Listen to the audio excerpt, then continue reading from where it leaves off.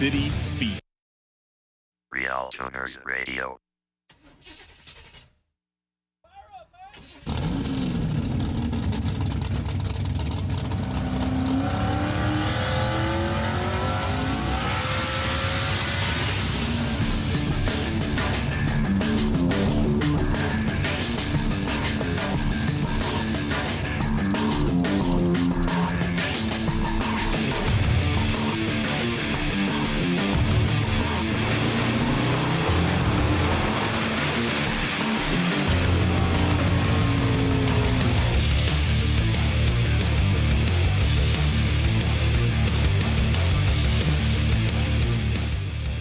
What's up, everyone, and welcome to RealTuners Radio, episode 41. Tonight, it's us. It's us, guys. But guess what? We're taking tech questions from you, the listeners, all night long. So give it to us. Who, may you ask? Well, the usual. Chris Delgado, Pro Speed. John Bewley from Little John's Motorsports Solutions. Tom Sewell of Fuel Injector Development. James Short from Shore Tuning. Mark Dahlquist of Throttles Performance. Bill Fowler, Bear Brakes. It's from Helix Tuning. Tom Bigu of 3B Performance and soon to be Brian Tooley Racing. Cody Bruce from Nano Nitrous. Chad Reynolds, Bangshift.com. Jeff Stacy, Aeromotive. And me, Rye Klemp, Bull City Speed. And now a man who claims to have won the Tour de France, but in reality, he just drinks boxed wine and rides a stationary bike. Scott Clark, RealTuners.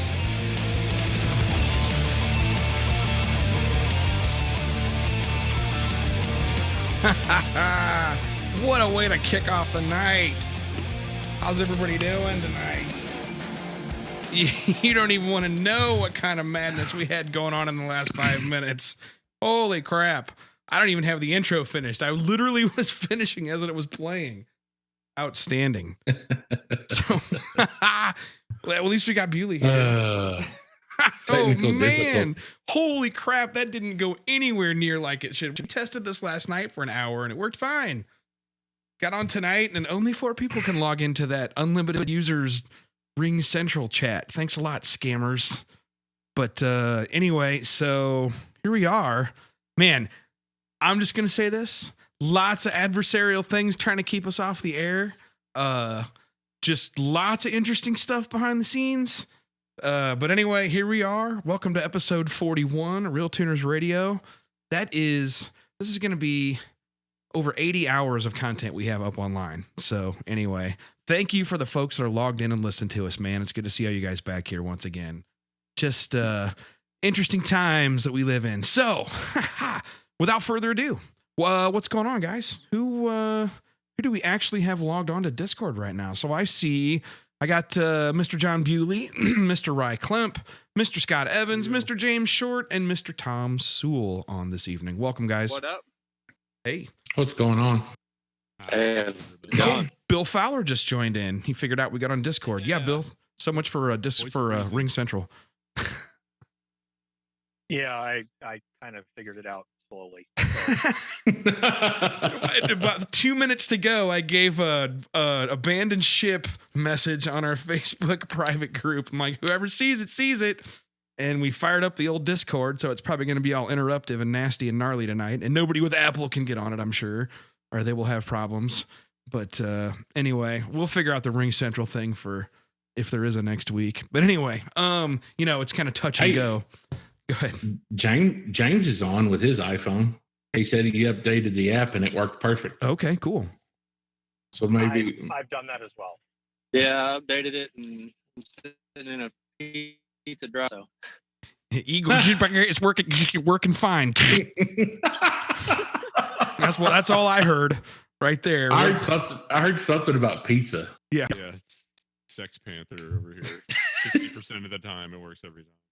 Yeah, it reminds me of a. I thought that was Steel Panther. Something, yeah, Ring Central. Steel Panther is the hair metal parody band. Right. Sex Panther was the cologne from Anchorman. Oh, that's right. Okay, gotcha. Made with bits of real panther. Right. So, Scott, I'm interested to note that all of these legal things going on in the world, Java and Apple, and there are literally dozens of things that impact all of us every day. It's just impossible to know which thing is, bearing down on which person here or which person's here day to day. Isn't that the truth? So I'm having so much trouble really with is my amazing. Apple device today. It's ridiculous. Makes me want to stop having a podcast. Almost. Yeah, that's. I you love know, this that's the reason podcast. If why I you have to got give, an if I have Android. to broadcast from a cardboard box on a street corner, I'll have my Obama phone and I'll be doing it. I'm kidding when I say I won't be doing it. So I promise all of you, if I got to do this from an Obama phone in a cardboard box in downtown Portland, is that where I would move to if I end up homeless? But that's where I'll be. But anyway, so. Welcome to the next installment of RealHoarders.com. Right. There you go. Just move to Vegas if you get homeless. I will go to Vegas. Yeah. I hear the underground rivers are real nice this time of year. So are you guys watching I haven't even fired up the chat windows yet. I got to get to that. I'm working on that. we got a couple. We got them rolling in already. Take it away, man. There was one on Mixler started already. It says, when does a center counterweight crank become needed or beneficial with the Turbo LS combo? Beneficial. Oh, yeah, always beneficial. It becomes a requirement over 1700. I've had Dragon Slayers live 1400 wheel, and above that, you start seeing some bearing issues on tear down and freshen up, and that leads me to want to put a center counterweight in something when you start trying to really lean on it and go north of Mike, it helps if you have a good block too. There's a difference between whether you need it because it's the crank having issues or whether it's the block distorting from it. So if you're just using a junk stock block, then you're going to need it sooner. My car was basically a stock 6.0 iron block with a Dragon Slayer in it and 8.0 164-ish. I'm tearing apart twice a year to deal with the bearing, and it isn't a thrust bearing problem. It's number 2 or number 4. It's something else that's causing it to go because it's flexing there somewhere. I think mine was the block, but not having the center counterweight is just that extra bit. It'll do it on an LSX block too. I mean, the problem is you can start opening up the oil clearance, and then you start losing oil pressure when you open the clearances up. So, yeah, 14. I've had Dragon Slayers give me good bearings on teardown at 13 to 1400 wheel, and LSX blocks and stock blocks alike. Above that, they didn't look so well. I said the wrong speed. Should be 8.0 172. I don't know where I got the 164. That was a slower pass. And that's what you get for dumping it at 1200 feet. I think that was my 830 or 840 pass was 164-ish. Can you guys clarify again which way the bearings talk to you about where the problems are? Yeah, just slow down and back up. Get some detail there. You're losing me, the tuner guys, but that's awesome. The LS is notorious for taking number 4 out first, and that's because the thrust was moved to number 3. So I know you guys have probably done this. If you take a toothpick and you put it between your thumb and your finger and you twist it, as long as you're not applying pressure. Why does this sound like a skull commercial? Sorry. It doesn't sound like a skull commercial. Pinch between your cheek and gum. Sorry, go ahead. No, go ahead. It's good. If you don't apply any axial pressure to the toothpick, it twists. The minute you squeeze it a little bit, then the center wants to bow out. And when you twist it, it looks like a jump rope. Well, the same thing happens with a crank. And, I've been an advocate for a long time and told guys a long time to put a few extra tenths of main bearing clearance in number 4 because of that, to try and give that one bearing a little bit more room. And the center counterweighted cranks help alleviate pressure to the toothpick. It twists the minute. Sorry. Really? You're trying to play me back? on it? No, it's the stupid pulling up the chat window. Didn't have it muted. You know me, stupid. Dumb tuners. I'm glad you always chew our ass for that to make sure it's muted before you bring it up. No, So I if you know. guys are playing the Real That's Tuners my drinking luck game tonight, at man. home, Is to do as I say, not as I do. I think everything's That's a crashing. shot right there. That's a shot. That's a shot. Oh, I got to go get my drink. Well, Yeah, go if get you that start can. seeing the if you start seeing the front bearings go, it's typically an oil starvation issue because it's coming from the back up to the front on that motor. So, if you're seeing number 2 getting wiped out, it probably means that you got some clearances that are a little wide and it's losing everything before it gets up to the front of the motor. Yep. You guys seen this one on YouTube? How do you know when you need to open bearing clearances? Or maybe you brought that up already. I didn't see that one on YouTube. I just do it from the start anymore. We just start with them. 1, 2, 3, and 5. I tell guys to be 2.7, 2.8, and number 4, I'll tell them to be 3.1, 3.2, 3.3. Yeah, 32, 33 thousandths.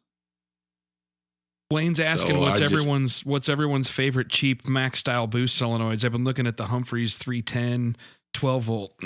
That's it. That's it right there, brother. Yep. Yep, that's the one. Can you clarify what that question and answer meant for So, us? what's folks. everyone's favorite cheap Mac style boost solenoid? So there's a boost control solenoid for turbo guys, and of course the naturally aspirated guy. He's bringing up the rear. We got to slow down for him. Just kidding. Well, that's where the natural aspirated guys usually are anyway. Touche. No. Yeah, okay. So, well, no, but Bill, this is what you need one of these valves for is an idle valve for your big 580-inch Ford or whatever it is. They're basically, it's a computer controlled air bleed valve that's you feed it 0 to 100% duty cycle via pulse width modulation on an output from your ECU, and it will vary from 0% open to 100% open. And they come in a billion different shapes and sizes. And they're industrial valves, and it's literally just a pneumatic thing that lets pressurized air pass. Guys use it in boost control to allow pressurized air to pass to the dome, the wastegate dome, to basically put more pressure on the wastegate to build more boost, keep the wastegate from opening. And that's how the computers control that. Well, he's asking what valve do we like? What's a cheap one? And honestly, this is funny. You see them for $40, $45 online. Dude, I know industrial guys. The Hoshinskis were getting these things for $15 from guys at the plant. Yeah, they last forever. Yeah, they're solid. Something you mentioned that kind of makes me question a little bit there, as you say, to use it for an IAC valve, but it's not really that much flow. I'm not sure. It's a small valve. It's not very big. I wonder if that has limits on. No, they make them with openings that are like 3/8 of an more. inch. I mean, they make them huge. if you buy the one that is that big, yeah. Yeah. Nah, McIntyre has used 2 of them at a time on worked great for a 700-inch or 670-inch engine to idle on. But they would work just like a Ford style idle valve, a 2-wire idle valve. Sure. It's not a stepper motor like a GM valve with 4 wires. The challenge with that becomes that very low pulse widths, they tend to be weird. Non-linear. Yep. They don't handle low pulse widths at all. Yep. No, it's okay. It's kind of Usually like 15% duty cycle to 20% to 25, they start doing things. So their linear This range is zero, like yeah. 20 or 25% up to like 80%, just like an injector. Or like a crappy injector. And so if you're using one of those for boost control with something like the Holly, they have it in a drop down menu, and they have some off time compensation built into it to fix some of those low pulse width issues. So it may only show 5 or 6%, but it's set up in a way that they've tested that it still opens at that point. It's very, very, very minimal. It's probably, really it's probably actually opening at 10 or 11% when you do that, but it still reacts even at small numbers. Can The you Mac get valves are more characteristics? money, but they react lower. Can you get characteristics data, much like injectors, on what they do at low pulse It's widths? pretty easy to develop your own. Really, you just build your own. You can kind of turn them on and see when they start to move and just listen for them. They click loud enough usually. You can just kind of test it. Much I mean, like you your could nitrous literally do solenoids, a Bill, like we flow did on the meter. nitrous. Hey, So so you could buy a nitrous flow meter and just flow something through it and watch the and get a nice digital one like Dave sells over there at Nitrous outlet. Nitrous outlet. You can get one of his digital flow meters, and you can turn the solenoid on and slowly bring the duty cycle up, and then you can map what that is actually flowing. Yep. So talking about this kind of reminded me of something that I wanted to give a shout out to somebody. Randy Engler. I know he listens to the podcast. Oh, yeah. On my page. Randy's So doing. this Yes, guy- go ahead.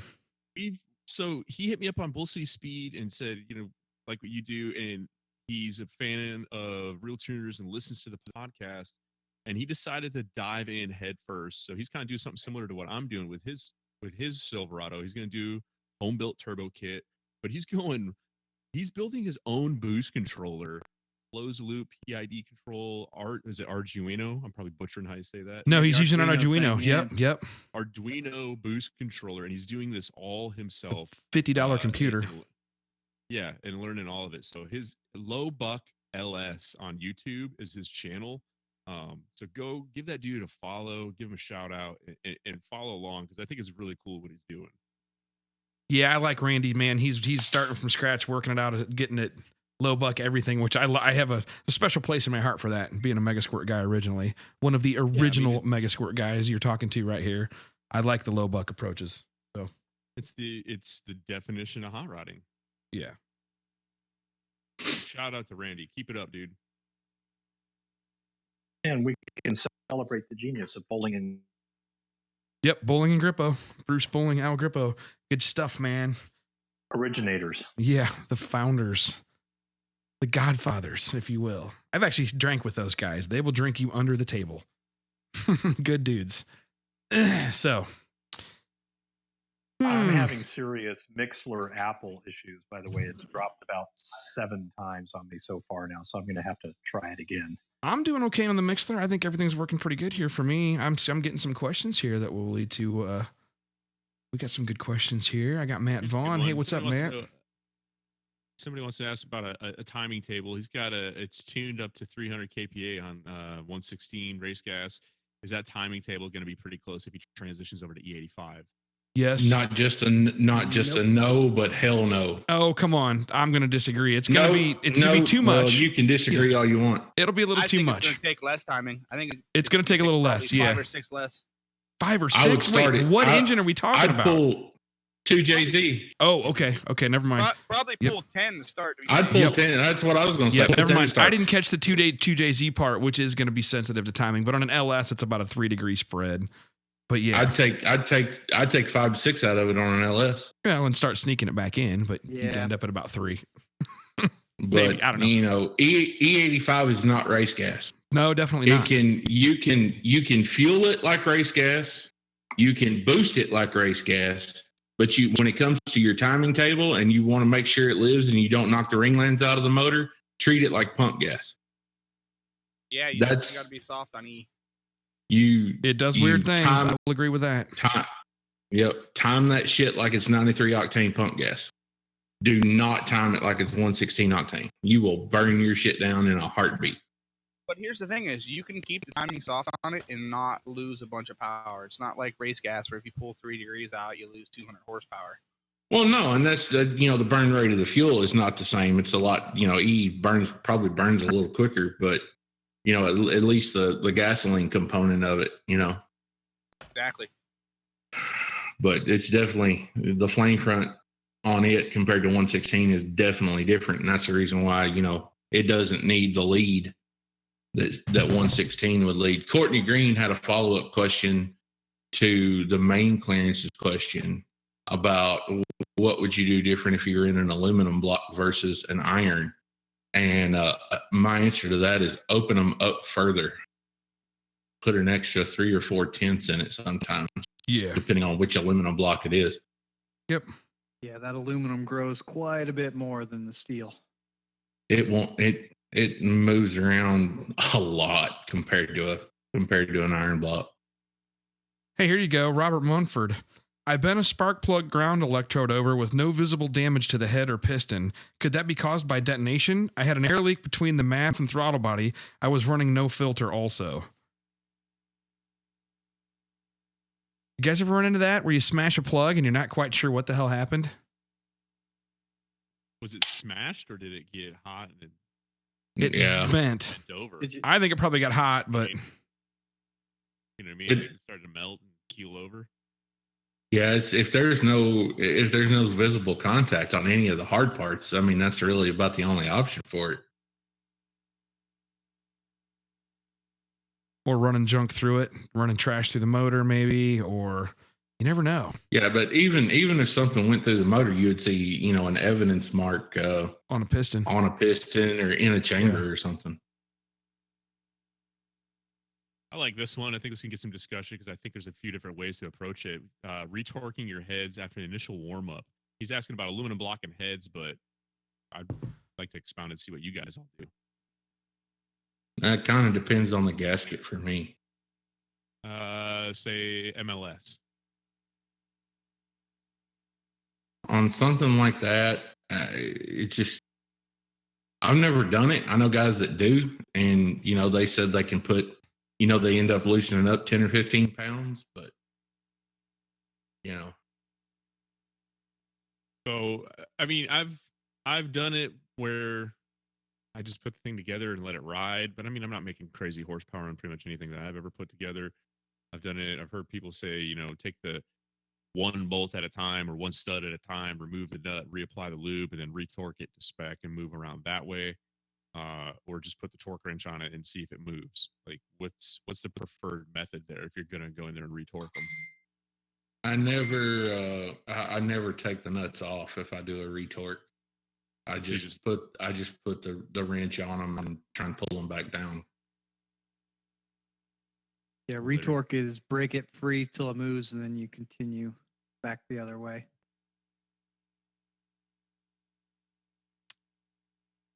See. Trying to read through some of these here. Preferred plug wire for the least ignition noise. The one with the Coil most plug. suppression. Coil near plug. Yeah, fire core is I'm the big fan of the fire core stuff. I mean, it's just good conductor. But Yeah, I was gonna say fire core. I'm going to pretty throw a good. caveat out there. Man, it's not just the plugs. And when ignition noise is this huge, giant, broad sweeping term for about 8,000 The things nice that can Taylor go race wrong. wires are really good too. Who's that? The really nice Taylor race wires, their upper end series. I don't remember. which series Yeah. it's called, Yeah. but they're- Barton uses Taylor on the Hemis, and they big, worked really thick good. Blue ones. Yep. They're 11 millimeter, aren't they? They're big one. Yeah, I don't remember what the size is. I just know it's their big one. It's their one designed for racing. It's not their street car wire.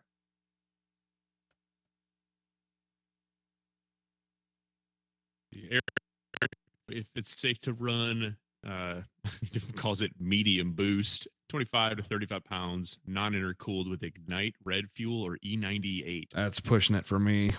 It depends on your inlet air temps, I think. What do you think, Tom? Anyone else? That's up Tom's alley. Yeah, I would be iffy on that. It's going to depend on the inlet air temps, I think. Tom, you push that stuff, don't you? What you make big power on E85. Do you got thoughts on that? Do you watch inlet air temps? Do you have a limit? Tom had somebody show up at the front door. He'll be back in just a Oh, sorry. I see that message there. My bad. minute. Yeah, it's all right. You can't catch it all. Yeah, I'm curious too. Like, is there a limit for inlet air temperature where you start making adjustments to the table? Where you're like, okay, this is a bit much. Let's put it pull the timing out of it, Which fuel? Ignite red. or E98. Somewhere around about $1.80 to $1.90 ish. That's where I stop. Fahrenheit. Pulling it Yep. out on that stuff. What do you do in the table I mean, for that? you what's can. your fail safe there? Usually by about 220 degrees, I'm out a couple degrees. Doesn't take a lot. I mean, it doesn't need a whole lot taken out. Once you start getting up above like 225, 230, you got to really start whacking it out because it becomes really volatile above that. I get nervous at 160. For what it's worth, guys, I am We mailed completely it. unable to see the comments on my Facebook post. So I see I'm that on there's there. 71 comments. But I go click on it, like 3 of them pull up, and then it's done. There's JP Delissi. I see his, but I have to refresh it every time. JP pulls 4 degrees at watching it. They're 170 rolling. plus. Yeah, they're rolling through pretty good. Yep. Yeah, we melt plugs on. We melt the IAT sensor on C16 with no issues. Just saying, C16, no problems. Yeah. 5.3 with the VS Racing S480. It noses over at 24 pounds.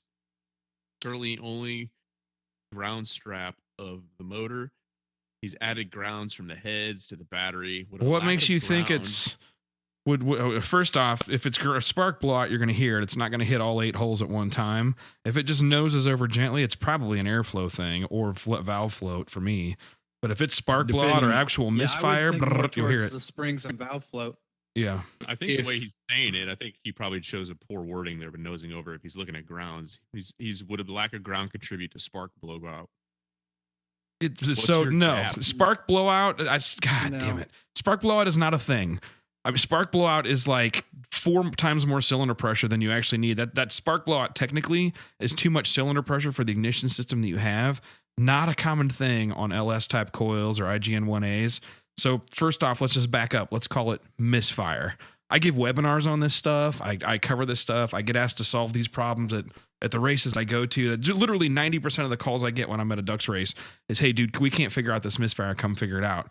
And man, you got to start at the top with that stuff. First off, are you losing crank and cam signal in any way, shape, or form? Go downstream from there.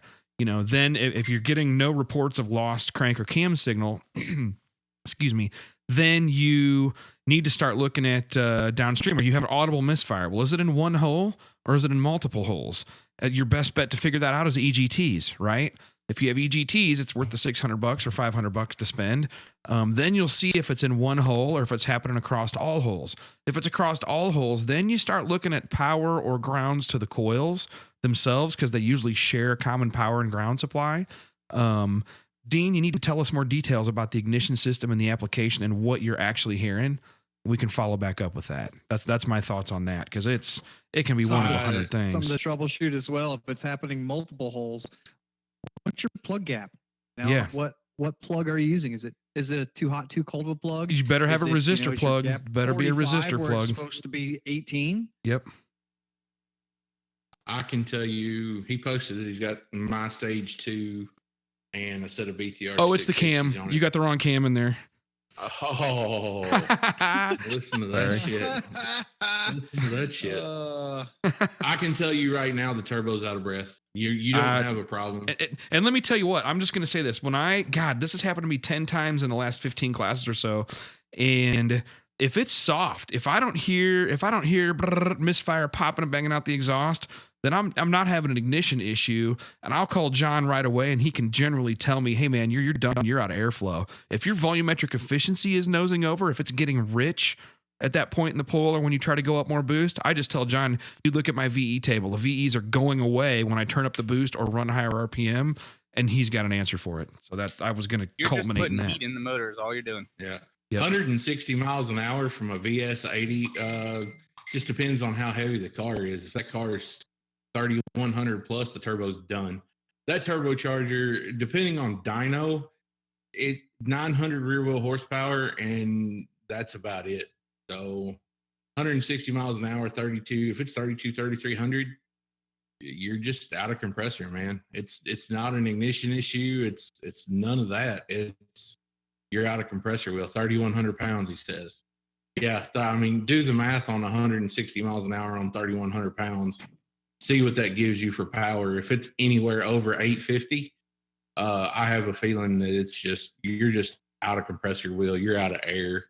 And the thing about turbochargers is they'll keep making pressure, even though they're not moving any air mass.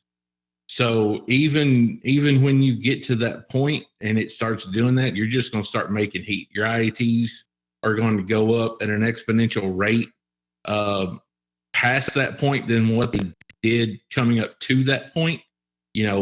Track your IATs per pound of boost and just watch it and see what it's doing. If all of a sudden you're picking up 20 or 30 degrees per pound instead of 10 or 15 degrees per pound, 822 on 22 pounds. If that's on a Mustang dyno, the compressor's done. That thing is just so inefficient at that level. Yeah, you're just done, bro. That's all, the turbochargers, that's all it's got to give you.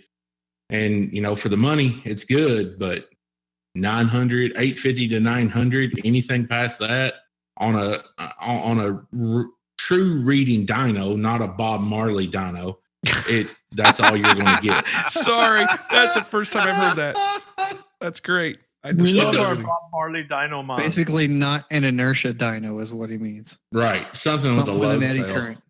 I'm assuming Bob Marley dyno means one that's just high all the time. High as fuck. Yeah, thought so. Come on, guys. I've been using that euphemism for like a year now. I haven't heard it You got before. some- That is classy. You got some. Hey, I it's the haven't heard first that for one. me. Yep. Well, there you go. That's another John Bewleyism there for you. That's a good John, one. that's going in the Real-Tuners Hall of Fame. I was going to say for that's sure. going in my personal lexicon. I just use the word All right. lexicon, bitches. 10 points on your vocabulary score today, Scott. Yep. Eric wants to Aren't you know. perspicacious? Oh, See, now look at the lawyer I was having going to to say show the off. attorney's going to win that game every time.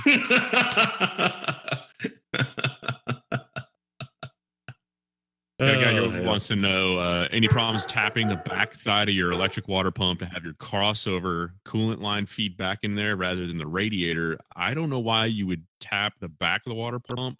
If you got the electric water pump like in Missouri or something like that, I would suggest taking the fittings because they unscrew and actually tap the fitting rather than drilling and tapping holes in the body of your water pump. Just tap the inlet or the outlet. Yeah, the Mazir pumps have two fittings for the heater stuff, and they send plugs with them whenever you need to plug them. Yeah. Don't drill holes in the body because if you got to have It's that a thing standard yeah. O-ring. And Missouri's customer service is great. If you have to have that thing serviced, like they'll take care of you. But I'm pretty sure if you're drilling holes in the thing, they might second guess it. Stock bottom end turbo LS. What boost level is plug regap necessary? Currently sitting at 25.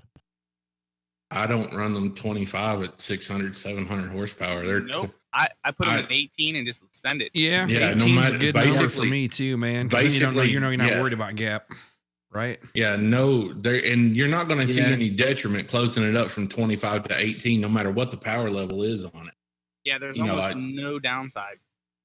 And 18 is a fairly safe amount that you're not really going to have to worry too much about it being so close that they start fouling out at idle, because there's a point where you don't have enough spark to really do much at idle. If you really, really close them far, your idle time becomes important. Have any of you guys successfully used surface gap plugs?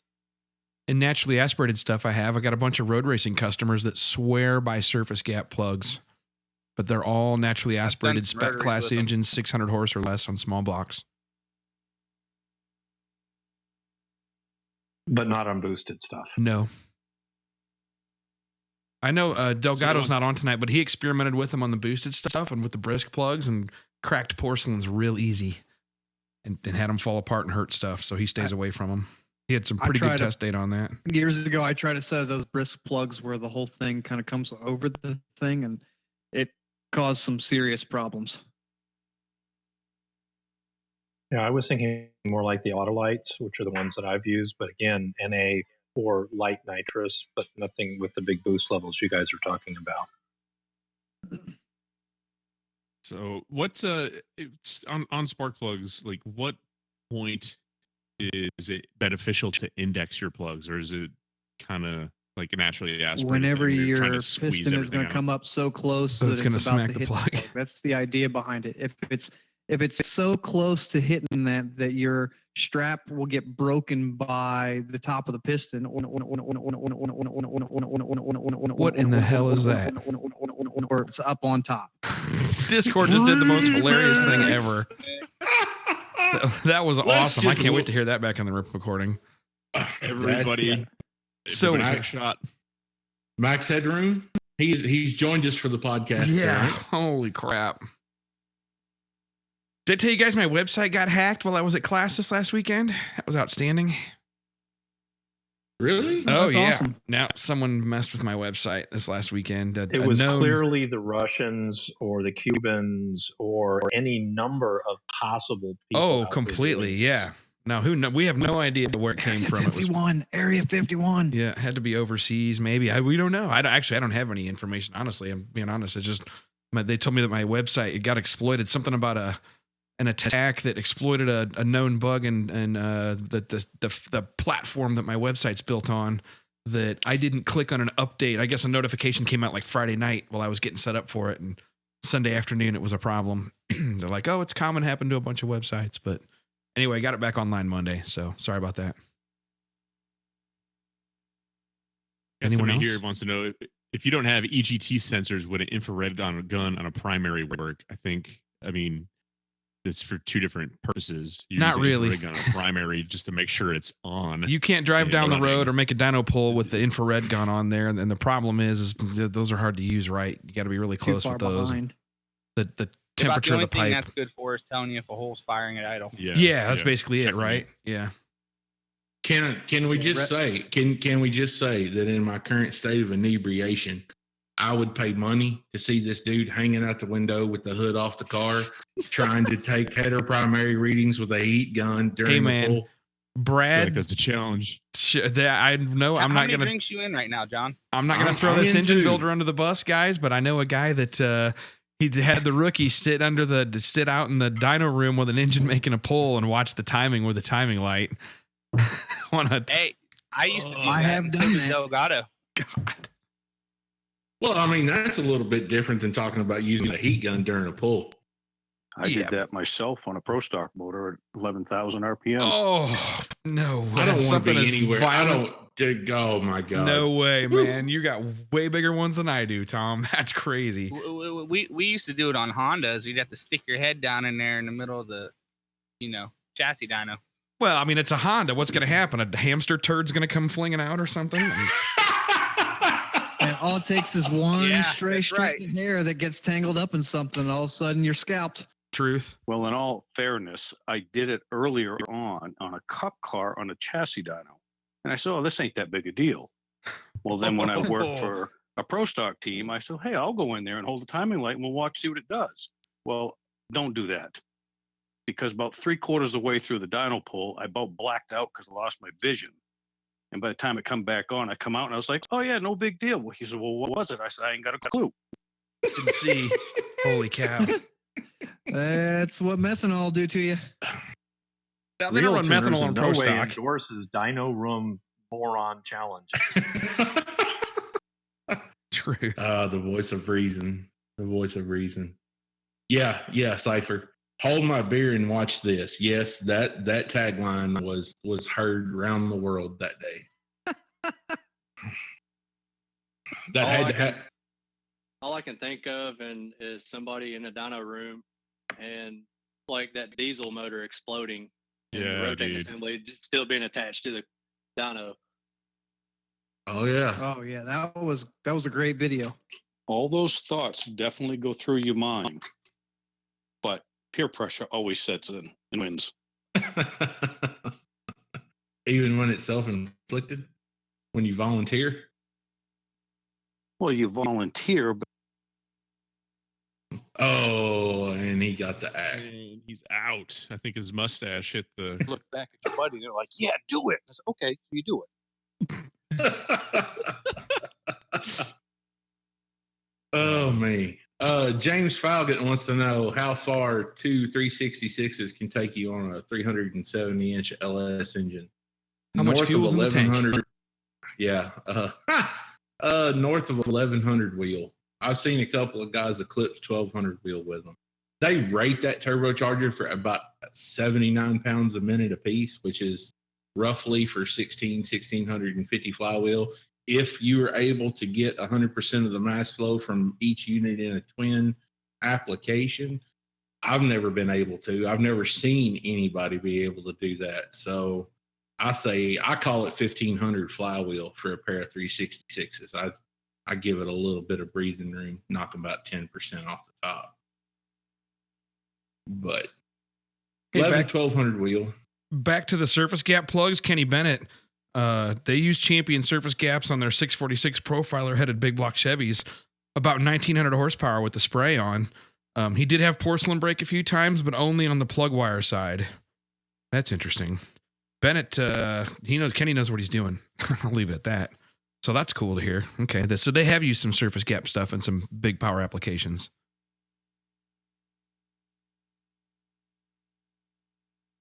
Awkward silence. Insert here. I'll go back and mute that later.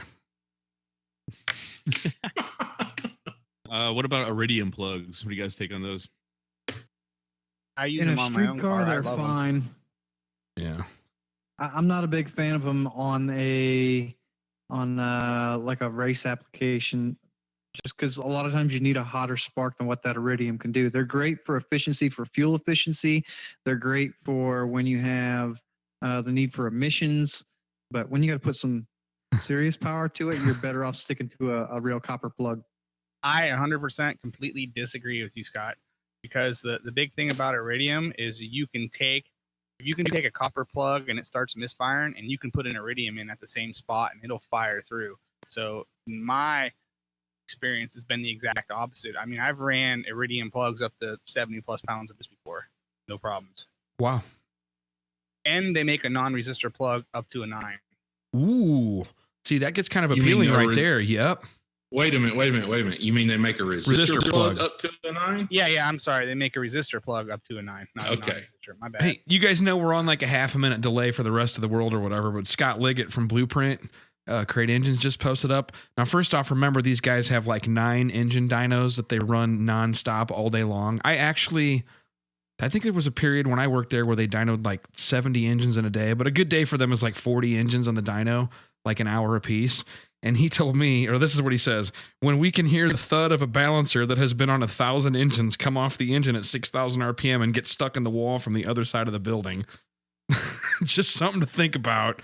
I also remember when a slug of Mallory metal came flying out an oil pan at one point in time there. When you do that many pulls a week, you end up always something weird goes on. So they have really good safety protocol there. But yeah, you won't see people with the timing lights in the dyno room. At that point, OSHA guy gets really mad. I think there was a period when I worked there where they dynoed like 70 engines in a day. But oh, sorry, I just heard myself talking through Andy. Yeah. Anyway. Drink. Yeah, I'm drinking right now. Hold on. I'm doing every one of these audio scripts. I'm taking a slug of my Michelob Ultra. That's all I had. BR Harris on Mixler said it's funny though, because when you put less than a quarter inch piece of sheet metal between you and the same engine, you feel fine. Right. He's totally right. In the car.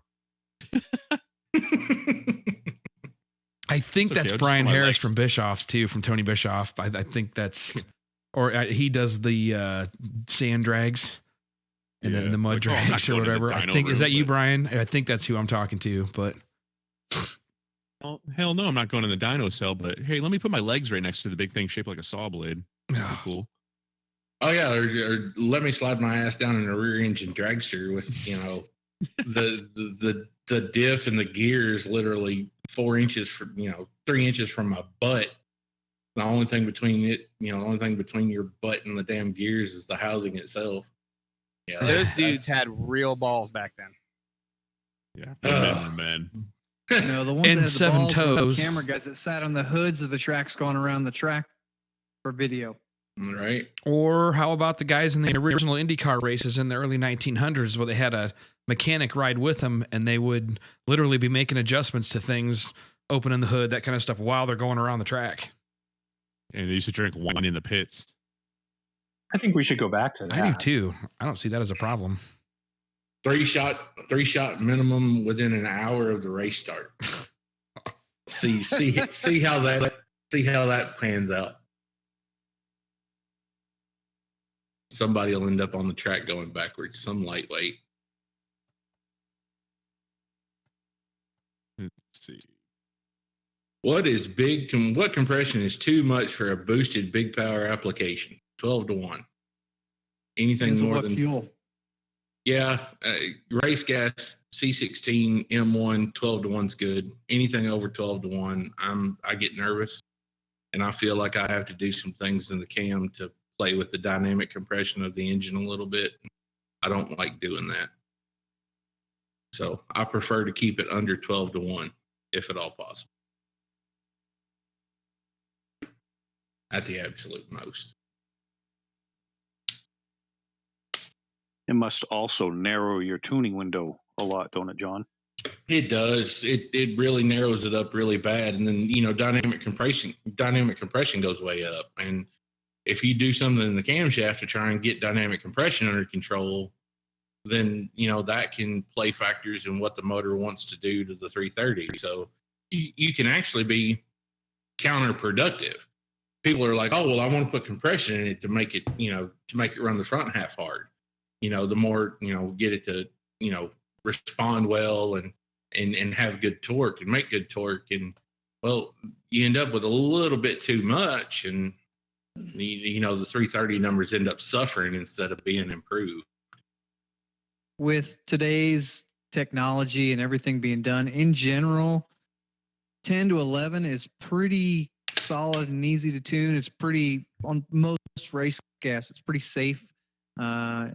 Olden days, it was 8.5 because they didn't have the technology and the different things that we're doing in combustion chambers and the things we're doing with cams. They weren't doing the same things back then.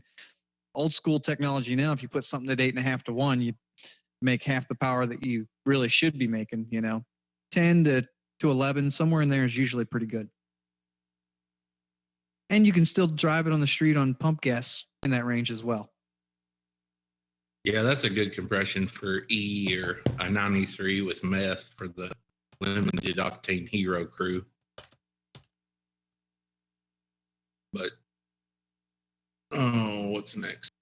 250 cc or 2 cc's, 250 cubic inch straight six. He wants 1,500 horsepower. What turbo from Borg Warner would you recommend for this gentleman? 92 millimeter S400 with the 72 to 76 millimeter compressor. If you're talking flywheel, if you're talking rear wheel, you might need to get into like an 85 and then go up to a 96 millimeter turbine. Did you guys see the Nick Grabs comment that I put in the after hours page? And I thought, man, Tom Viggy would be the guy to ask this to. It's the Nick Grabs asking about Nick Grabs asking about the SB 2.2 cylinder heads that are so cheap on eBay. What do I got to do to put one of those motors together and put boost to it? Do the chambers need softened? I mean, they're pretty efficient chambers based on the timing that those guys run. I can see these guys are really, they find it appealing at these high performance heads that are takeoff heads that are so cheap. But then I know guys that have done it and they're like, holy crap, that ended up being a super expensive deal. To get all the parts. Isn't that what Eric Yost did? Yeah, I think Yost has done it. Tom would know all about this, though. What are your thoughts on that, Tom? Eric's is a 18 degree, the last I knew. I don't think he ever did an SB2. But I don't think I would be. A couple things. If it's anything later SB2, like 2005-ish, just before they went to R07, it's probably got fairly small valves in it. So you want to watch that. The chamber part of it. No. Drink. Like you said, low 30s in the CC volume range. We used to run typically 27 degrees of total timing in an NA motor and a cup engine. Which means it's pretty efficient. Yeah. Take a little bit of work, but I mean, I don't see why you couldn't make pretty decent parts out of it as long as you had all the components.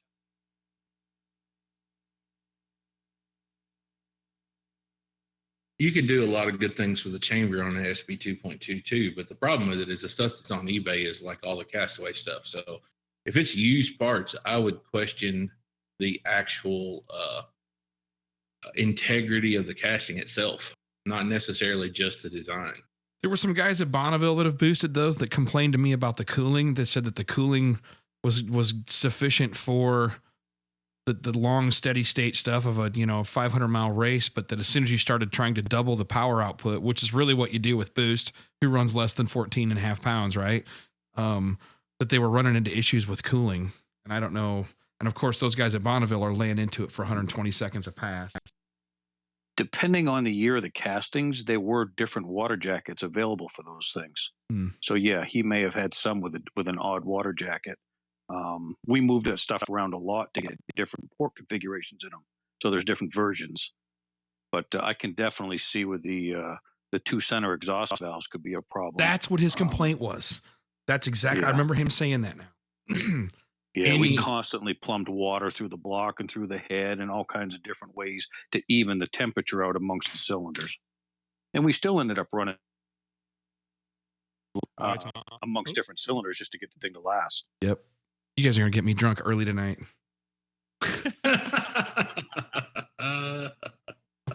Shout out to whoever it was just that we drink every time we have audio issues. That's awesome. I wasn't a drinker before I started doing this podcast, and I'm going to be a full-blown alcoholic by the time we go off the air. I thought we were actually going on the other one. I've been playing on that one for 20 minutes trying to get on, and I realized, we didn't on that one yet. Yeah, so it pulled some crap with us tonight. I'm supposed to have unlimited users. I paid for the relatively premium membership, and it gave us an error at 4 users, and I had 2 minutes to go, and I started browsing their frequently asked questions and found a number of complaints about the same problem, but when using the desktop app. And so I was like, something weird. It's like, we can't debug this with 2 minutes to go. Everybody abandon ship and get on the old system. So we know it's going to be creaky and crappy on Discord because it's kind of dying off. Sorry, everybody. We're trying to get a better chat group thing going here. It's quite a challenge on a podcast to do a live show with truly remote hosts and have good audio quality, right? I mean, I'd be completely lost without Evans, but if you listen around, I mean, even like the ESPN level, the Jalen and Jacoby show and those guys, they don't do that hardly at all. Like they struggle with just a single user on Skype. Guys, I got 12 people in 4 different time zones, so we're kind of pushing the limits of technology here a little bit. It's like the 35 PSI on stock internals picture with the cheerleader, but we're kind of pushing it a little bit. We're working on it though. We get our architecture nailed down here. Here's one for you, Scott. This guy needs a new tuning laptop. What is it? I know you have a specific one you like. So here's the drill, man. I am a huge fan. I am not a fan of Tough Books. Number one, I think Tough Books have been unreliable junk for me when I've tried the Toshiba, or now it's Panasonic, whoever owns Tough Book. I think it's a gimmick. I'm a huge fan of corporate or executive Lenovo laptops. Okay. And so these are going to be your T series, like your T420, T430, T440. You go on Amazon.com and there's billions of these things for sale, refurbished with a warranty in the $250 to $400 price range, depending on how they're equipped. Exactly what I use. Yeah, and they are awesome laptops. Let me explain what the deal is, guys. As an ex-IT guy here, those laptops 4 years ago were $2,800 up on upwards of over $4,000 for a fully loaded one, and they market them. Really, it's IBM. It used to be the IBM ThinkPad, the T series, but it became Lenovo. Whatever, it got sold off or moved around. Bill probably knows more about that than me. But they are the laptops that are geared towards executives. And they're pricey when they're new, but you can get them refurbished. What happens is these guys lease them. Big companies lease thousands of them. Half of them aren't used. Some of them are deployed. Some aren't. Some of them are hardly ever used, whatever, but they get turned back in at the end of lease. IBM and Lenovo will refurbish those and sell those to the public for the, sub $500 price. You do not want to buy the Lenovo at the Best Buy, in my opinion. You don't want to buy any laptop at a Walmart or a Best Buy or any small notebook there. If you're going to be really using them for tuning, if you're going to be using it for a bunch of stuff around the house, maybe, but you definitely want the executive laptops. Let me tell you why. When something breaks on that laptop, or when it like happened to me at Proline, when Steve Petty gets frustrated with whatever's going on the screen and punches the screen and then forgets that it's your laptop that he's standing at, they have easy to find replacement parts. And all these corporate and executive laptops that are out there that were deployed in corporate America, IBM and Lenovo made tons of YouTube videos on how to replace a screen, how to replace memory on the board. They're completely serviceable. The stuff's not all soldered, together. Stuff is replaceable. Stuff is serviceable. If somebody dumps Coke all over the keyboard, they completely expect that. and they're built to be serviced. And you can literally just browse these videos, and usually you can find these parts on eBay or Amazon for cheap to maintain that laptop for a good 7 to 10 years. So that's my and long lecture. Most of the parts that you have to replace are easily replaced with the tiny little jeweler screwdriver like they Bingo. use at a eyeglass place to tighten up the screws. That's all it needs is a tiny, tiny little screwdriver. But you can go get at Harbor Freight. You remove screws and put them somewhere safe so you don't lose them, and you pull things apart nice and slow. Occasionally there's a couple little, you got to pry this back just a little to release this clip, and that's it. It goes. Yeah. Most of those have an aluminum frame in them as well, so they're pretty good against being dropped. And Yep. And Yeah, we used to turn those at one 8 of to 24 months. Is that what it is? And After 2 now- years, they get one of the rotated things back I in, found right? out recently is that all the Lenovo's end up using basically the same drivers because they're all the same hardware. And so if you have a laptop of the same series, of the same basic generation within a couple years, they all have the same parts in them. And if you had to do an image of your laptop to back it up, and then you use that image on something else just to put it on, everything basically works. Are the batteries any different in them? They last any longer? The batteries are slightly different. You can buy an aftermarket battery. You can buy for aftermarket 20, 30 extended bucks to batteries that are good replace for a yours, day. You know? Yep. You can buy Yeah. long life batteries for them. Most of the new batteries on those things last, 4 hours with minimum use, 8 hours on some like the new laptops. If you buy a brand new $2,600 Lenovo laptop, your battery will last 8 hours doing normal stuff. And like Chad Tuning, Williams you're probably says, gonna get 2 to 3 Lenovo T hours. or X series, and do yourself a favor and use an SSD also. When you're banging it around a car or the garage, your data will last much longer. He's right. Yep. Solid state drive. Yeah, spend $100 and buy a solid state drive. Absolutely. Oh, hey, David Adkins is signed in Yeah, and listening. SSD Shout out to for David sure. Adkins, man. He was out at the Sweet 16, busted a cam. Well, he was at the Sweet 16. I was talking to him about some ignition noise stuff that they're working through, but good to hear him listening and see him, man. Flying the flag for the LS crowd, right, Bewley? That's Busted a right. cam. That's kind of odd. I think that's what he What was said. the reason for that? It was a tool steel cam that busted on him. Oh, Bewley made the lobes too hard. No, I didn't have nothing to do with that one. Yeah. It was curious to hear that it was a tool steel cam that he broke. That's what he told me in a message, but Adkins and that's those guys, man, they're that's a tough one. hardcore. Yep. Good to hear Another them one of having those listeners. 500-pound springs. I don't know. It might have been some 1,400-pound open stuff on that one time. You never know. Yeah. That's just odd. You don't usually hear that stuff very often, so could have just been an inclusion in the cam, I guess. And I think he runs a gear drive on his motor too. So there could have been something funky with some harmonics. There's really no telling what was the actual culprit behind that situation. If it had a gear drive, did it have a problem with the cam bearings? Mr. Adkins, I if don't you know. feel like talking to us or telling us, let us know, man. Or you could also always dial us on the phone. He wants to I message me also on saw Facebook. Travis Gilpin was on earlier.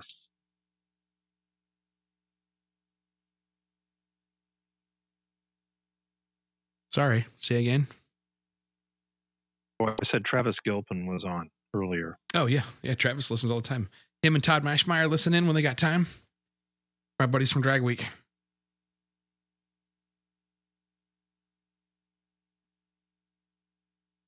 So, Scott, did you get a chance to look at that last Spintron video I put out there? No, sir. 9,000 RPM. Tell me about it. 15 How fast did you seconds spin it? long. It was 9,000 RPM, but we held it for 15 seconds at 9,000 RPM. Did you see It's one I anything did- weird after 13 or 14 seconds? No, nothing. That's solid. We took I got 20 somewhat pulls on it, and then it's one of Chris Urachko's customers, and it's going in a little mini tractor. And he says, Tom, these things pulls are 10 to 20 seconds long. And I said, sure, we can hold it there. So we stuck the thing on the wood at 9,000 RPM and just held it there.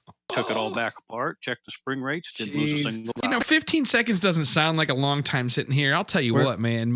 Where is that video? I want to watch that. I know. Is It's it on my Facebook page. It's on 3V Scott's. Performance? I think Look at 3V Performance Facebook page.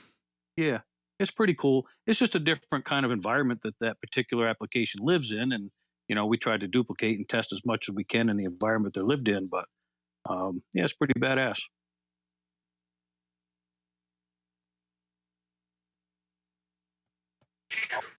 What's cool also is that thing only had 100 pounds of seat pressure on the exhaust and just over 200 on the intake. That was on your Spintron, right? Yes, sir.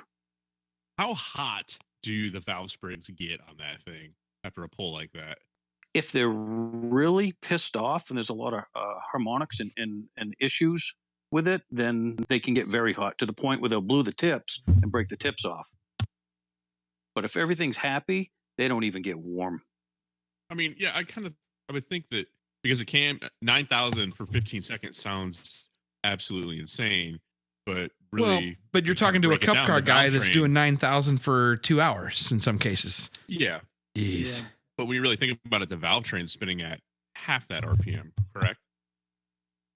Yes. So, I mean, I'm not taking anything away to do the video. I saw the video and it sounds like it makes you kind of cringe.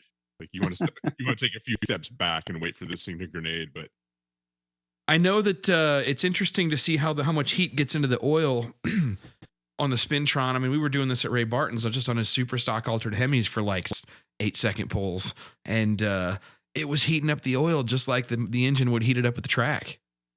Like you couldn't sit there and do this over and over because the oil temp would get out of control. Mm-hmm. Definitely could. I mean, oil's doing what it's supposed to do. It's pulling the heat out. Yep. Oh, Mr. Adkins replied here. Same design as our non-tool steel cam had to use tool steel due to no core available at the time of build. And it broke at the front. Roller cam bearings all good. So maybe it had been an inclusion or an issue with the metallurgy. Just did something rare and freakish. Yeah, something happened to it. Yeah. Interesting. I mean, those guys are serious. It's not like they're amateurs. If you guys check out and search David Adkins and the program these guys are running, it's amazing. Yeah. You had a car tire shake one time? I was gonna say I had a car that tire shaked real bad one time, broke a camshaft.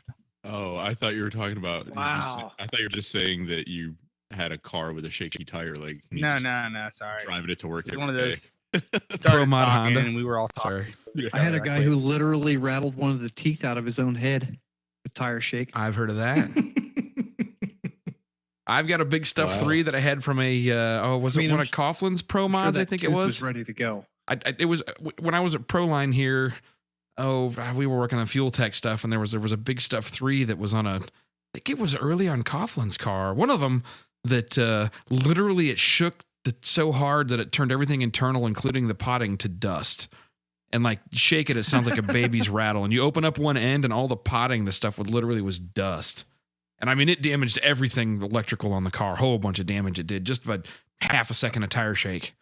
250 feet out. Hey, if any of you guys lost your mind and hit your head and you decided to build a Ford 300 inline 6, no offense to Turbo Cat on Mixler, would you run a single or a twin turbo? Me, I would be single because I may be the only guy here that's actually turboed a Ford 300 inline 6. The Huber family did this for a guy's hot rod, and it turned out super bitchin'. I don't even. It was some weird old car. What was the? Yeah, I think. Go ahead. I look at it just from the exhaust side because doesn't that one they all 6 come down one side? Yeah, so it was really convenient to put the turbo right there on the flange. Super easy to do a big single. Yeah, because it was all on one side, so the plumbing was really easy to do a single. But Ford, for a couple of years on those 300 straight 6s in the trucks, had a really good long runner common plenum intake manifold. I mean, a really good design, crazy good design. And we boosted that, and I think we took that thing up to like 800 horsepower at the wheels. Oh, and it was in Google this car. It was in a Hollywood Graham, Graham, I believe was the manufacturer of the car, but it was a Hollywood model Graham. They called it a Hollywood Graham that this guy put a 300 straight 6 in St. Louis, Missouri. Super bitchin' street rod. And they put this 306 with what turbo was that? It was a 76 or an 88. They weren't leaning on too hard. Nothing super fancy. I forget what it was. But anyway, it was a neat ride, man. Sounded cool, and it was just the pushrod's 306 and not a lot of upgrades done to it. Didn't have a lot built. It was pretty sure it was all just a refreshed stock internals thing. But it had that really cool Ford intake manifold on it that worked really good. When is it beneficial to go to a belt drive or a gear drive for the cam setup? Are gear drives still a thing, guys? Well, Pete Jackson gear drive, man. Hell yeah. When I was in high school, everybody had those because it made it sound like you had a blower, but then it would break all the valve train. Boy, you bumped your head, Margarita. Get yourself I try to stay away from the gear drives just because there is so much slack in them. There's, between every tooth, there's quite a bit of slack there. It's more than a chain, and that little bit of difference might be what you need. Tom Viggy, what was further? Let Tom talk about this. The only guys that are still using that stuff, like your sprint car guys, where there's a lot of torsional strain on and off the engine in the dirt. I think they're the only guys that are still using that type of. It's not a Pete Jackson. It's like a Summers or one of them other ones, gear drives. But everyone else is pretty much using a belt today. Belt drives help with harmonic issues. They act as a dampener, so you never go wrong with a belt drive. No, and I agree with that. I mean, a lot of production cars today come with them. Look how many millions of miles those things put on them. As long as you keep dirt out of them, which is pretty much common sense, and Jessel sells covers for that stuff. Sorry, that reminds me of the army tank or the ripsaw that you worked on, and they shipped the motor back. We're not sure what's wrong. Sounds like, well, it's full of sand. Yeah, that was that how and how deal. Yeah, not sure how that happened. It happens. Oh, that's cool stuff. So what else we got? Keep them questions coming, guys. Don't wear out on us. It's only 10 after 9. I have to keep refreshing my Facebook to get the questions to show up here. I don't know what's going on. Facebook isn't happy. We're further along than you, Scott. We're 10 after 10 here. Okay. Yeah, so I'm sorry. Luke Simpson, coming from the diesels, would you all mind explaining bias, ply, and shake? So in tires, bias ply refers to how they're made, and basically they lay all the layers of rubber on the inside with steel, and the cords they use all in one direction typically, and it's often a diagonalish type left to right sweep that they do as they're going up with them. Tire shake is a function that happens mostly on slicks. It does still happen on radials, but it's usually you just break the tires loose at that point. But on slicks, they're at certain power points when you don't have enough power in it or you have too much in it, the tires suddenly uncontrollably grab and stick and release and grab and stick and release. And that creates a literal shaking of the car, which can really, truly shake a bunch of stuff apart as well.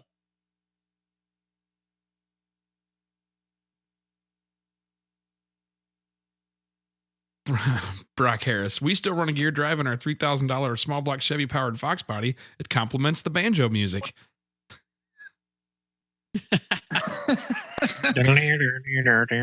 Right? You know what you call 10,000 banjos at the bottom of the ocean? A good start. Oh, come on, dude. Don't say that. I like bluegrass. All right. I probably shouldn't have said that on here. No, that's what you call 10,000 lawyers.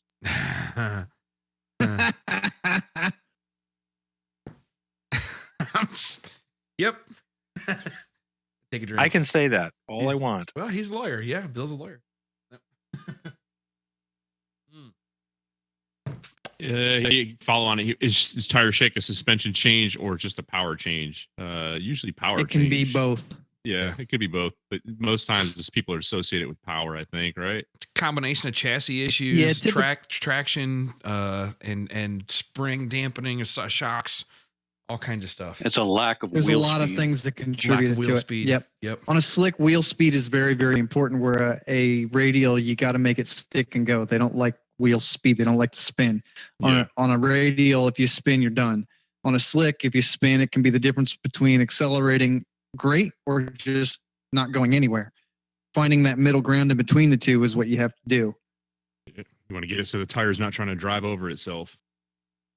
Yeah, on a radial, running the pressure too low is also a good way to get into that shake, especially the first generation Mickey Thompsons. Had that on McIntyre's car at Drag Week. Have to keep adding pressure. You can see on the pictures that D'Amato took of. This is where a good camera comes in handy. One of the best investments you can put is a GoPro or Sony Action Cam, some kind of reasonably high resolution camera with a 1080p image that you can see, that you can stick them out with a suction cup to the outside of your car somewhere, and you can point it down at the tire and see what that tire is doing, see what your shocks are doing, see what the whole suspension is doing. Huge benefits at the track. Once you start seeing what it's doing, even if you don't know what to do, there's bound to be somebody who can look at it and tell you what it's doing wrong and what you can do to fix it. That's probably one of the cheapest, best tips you can give for somebody that really wants to improve their 60-foot. Yep. Yeah, Luke, pull the bite out of it. It's a million different things. Hit the tire harder, pull the bite out of it. Adjusting the center. It's just depends on what the car is doing and yeah, you have to know what the rest of the car is doing to determine if what's causing that tire shake, to be able to make a decision of what to do. Let's see. Question for Scott. I don't know which one, so let's go. I play with a lot of Alpha N stock ECU tuning on GSXRs and Hayabusas. Yep. It's got dips at different RPMs, which he thinks is first, second, and third waves. He sees timing changes at those as well. Yep, you will. On the factory tunes, you totally will. You see all kinds of weird dips and whoops in the motorcycle engines because they got such broad RPM ranges. And typically, they run with so little vacuum at idle. I mean, it's amazing how good these things run from the factory. Hang on. Kenny? Who's Kenny? Mute your mic, Kenny. Bennett. All right, cool. Sorry. I want him to talk here in a minute. Kenny Bennett, I think, just joined on. That's cool. So the bikes, the motorcycle engines, you got to think about this, man. Those things come with a warranty, and they have the most incredibly high specific output for OEM engines that come with warranties. They have most incredibly broad power bands, like crazy RPM ranges that they work at. And a lot of them are blended tune strategies or blended, like they'll start off Alpha N at idle, and then they'll switch into speed density at some throttle opening. Really interesting combinations. It's really interesting to tune those things. I have a lot of respect for you guys messing with the factory ECUs on those. But so it's my understanding it is the harmonics that you pass through on those engines. They affect them very much. You'll see timing changes as well as volumetric efficiency dips through the RPM range for that. And is there a general rule of thumb that you use around those dips? No. What I do is I steady state the engines. Man, I try to get them on a steady state dyno. I know everybody's big on dyno jets for motorcycles, but a lot of your Mustang guys, your dyno comms, you can fit them to those regular chassis dynos, and you can steady state them to build that VE. I like to get them in blended mode, get them out of Alpha N as soon as the engine's got some RPM, like 2,500 or 3,000 RPM and above. Typically, I mean, mostly I've been doing turbo Hayabusas lately because some guys in town here had me working on 3 or 4 of those in the last year. But I've done some of the 600cc engines for they're really popular with the Formula SAE guys. That I've helped some various teams. I don't like to volunteer for the Formula SAE guys. If you're a tuner, go volunteer for a Formula SAE team. Help some kids learn this stuff. It's pretty cool. But anyway, that's my thoughts on that. Yeah, it's typical to see. Take a close look at what the OEMs are doing if you have their factory tune, and you'll know what you're going to run into when you're trying to do a standalone on a bike. Sorry, carry on. Kenny Bennett, is that you? You can unmute yourself now. See if he's going to hit his button. Now he's not going to talk to us. I see Kenny logged in here. Yeah, okay, well, maybe. Join in when you want to. But if it is Kenny, I want to tell some intake manifold stories about Pro Stock, because I've invited Kenny Bennett on, and somebody named Kenny just logged on, and it looks like, well, hopefully that's him. But anyway, if it is Kenny Bennett, I can't wait to hear, because we have some interesting Pro Stock, NHRA Pro Stock stories and how basically all the cars ended up running his intake manifold. What else we got in the meantime while Kenny's figuring out the mute button? Boost drop on a LSA. It's dropping from 13.4 to 12.6 during a pull. He wants to know, do you think it's belt slip, or is it just the blowers running out of steam up there? I presume it's a Pro Church car.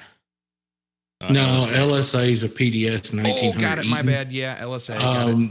Yep. The motor's just probably consuming that much air for the pressure ratio to drop. The VE is probably high enough in the upper RPMs. It's pretty common deal. especially when you start leaning on them really hard. But honestly, 13 psi from an LSA blower doesn't sound like you're leaning on it really hard. So without knowing the pulley combination that you've got, can't really comment anything or say anything toward belt slip.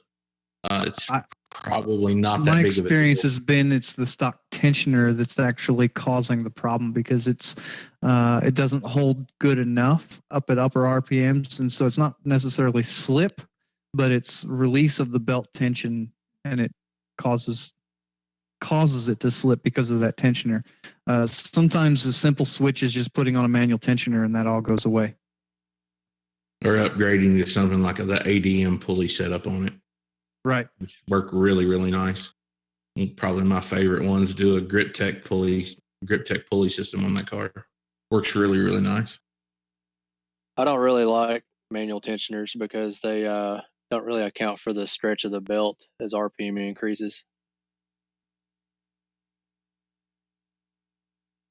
Yeah, I know we talked about it before. If you guys have never seen that Copo Camaro video of the tensioner and all that things on the two-step, go back and watch that video on YouTube and then realize why a spring tensioner is probably a wise choice. It's nuts. I got 6 years on a manual tensioner with no noticeable issues. Driving a big blower. I guess it's all application specific, I guess. James, you tune a lot of the LSA blowers, don't you?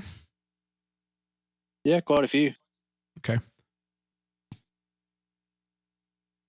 Yeah, I think, what did he say? It was going from 13 to 12.6. I mean, it's only half a pound. Yeah. So that's real marginal. I mean, if he was getting legit belt slip, I mean, you'd be dropping like 4 or 5 pounds of boost. Right. And getting the dust. And yeah, I mean, where you'll notice those things make the most boost is on the very bottom, 2000 RPM or so on the initial hit. And as you start getting around the engine's peak torque, the boost will drop because it's the most air per cycle. And then as peak RPM comes around, it'll start tapering back up a little bit. It almost creates like a little curve. But yeah, half a pound, I wouldn't bat an eye at that at all.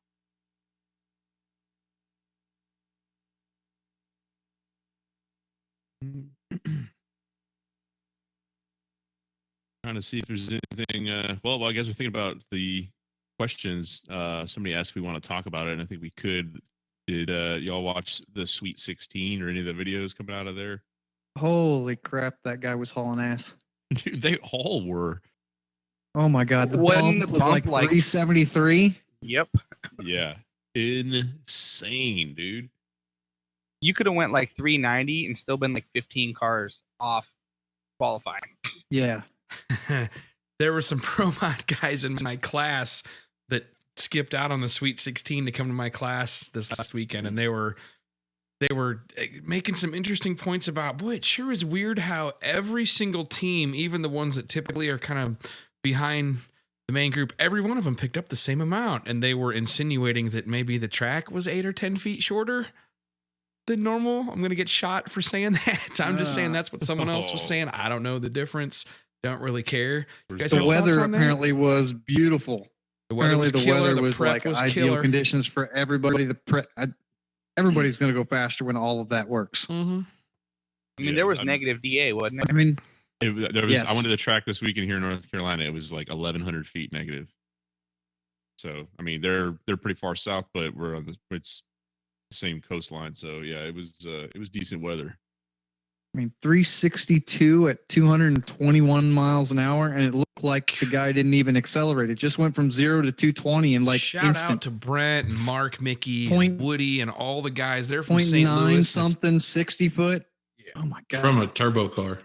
Yeah. On a radial. Huge shout out And to that those thing guys. still They're my guys in 700 St. feet, Louis, wasn't it? man. I know them. So, and it's neat to see because they're kind of, dude, that's not the highest budget team. They're pretty laid back dudes, and they're always, top 5, top 7, whatever, but they're putting it in high gear this year. But anyway, shout out to the St. Louis guys. Brent, I don't know how to pronounce your last name, but the major huge shit talker.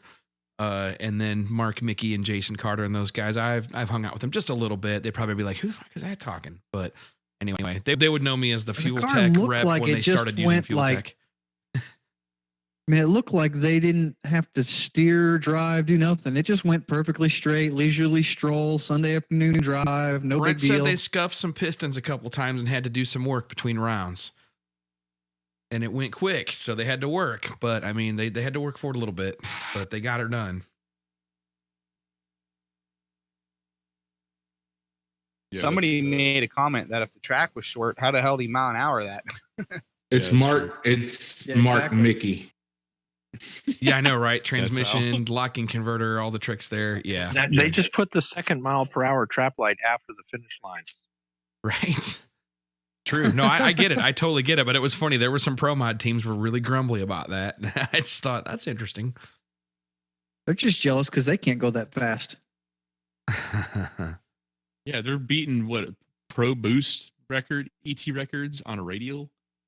And Pro Nitrous, I think, didn't they? Yeah, that was the other one. I know there was two classes that were big tire, probably going to be upset that some radial guys are. I mean, you might as well just put these things on a chain drive on a rail and actually just send them down the track that way at this point. Put a top fuel dragster on that 315 Pro. I mean that tire measures like 32 by 14 when you put it on a 15 wide tire anyway. Is it really? Holy crap! Oh yeah, dude, that thing's huge. I've been looked at some measurements and some other things on it, and I saw Dusty Bradford comment about the tire size a couple of times. Yeah, that tire is Deceiving. Yeah. What do they say about what was the phrase? All the way cheated up a little bit. Yeah, that tire is huge. Yeah, I wonder if anybody got any talls for that race, you know? Yeah, some 315 60 tall. Yep. You never know. So, any of you guys got any new projects going on? Anything cool? Anything you guys are looking forward to? Can't afford it. Well, I know. I heard I just last want week. my damn heads to show up from Brodix. That's all I want. So I Poor can Scott. start working on Geez. port matching the intakes, and then I can work on building the intake more. Like I'm going to do what I can so I can still get in there to port match, but I can't do squat until I have the heads. Well, I heard last week on the John let the cat out of the bag on the blue truck project there, but it did pick up 6/10 with just the cam swap. So Sweet. turbo time's coming soon, dude. That truck it surprised me. That's a 266,000 mile. The entire truck has 250,000 miles on it. Well, it's And got we've another dropped 100,000 one- before it's ready for the sloppy mechanics. So Dude, we dropped 1.3 seconds off of it with pretty much just taking the tailgate off of it and putting a tune on it. So you and go from stabbing a 16 cam. seconds in the quarter down to 15 seconds in the quarter? Yep. got to start somewhere. I Exactly remember when right. Parrish did that with his truck, and everybody's like, "What is he doing?" And I was like, "You watch what he's doing." 6 months later, boost. 6 months later, more boost. 6 months later, built combo, trans, everything else. And pretty soon we're running bottom 10s with that truck back when no one else was running bottom 10s with the truck. Of course, now you got Dave Blow and Peter Neufeld and all those guys are running 8s in their dailies, but yeah. I'm not going to give Ross shit on the ET and picking, dropping ET as a track and stuff. I remember, God, dude, it's 13 years ago now, 14 years ago now. First trip to the track with my turbo coupe and picked it up like 8 miles an hour in a full second for a 25-cent blue butt splice connector and 10 minutes worth of work. Yeah, I mean, it's funny because I've put, I don't know how many, I lost some of them. I think we made 13 passes. So this thing towed my car to the track. I hand the keys to my buddies. They made 13 hits on the thing. Then we loaded everything up and we towed all the junk home. So I'm not mad at that thing at all. It is a big, huge turd. It is slow. I would love to put this thing into the 14s as it sits, because back when I first bought my Mustang, that's what that thing was running. So to know that you can kind of knock around a Fox body and anybody else that pulls up at a stoplight, it's kind of cool.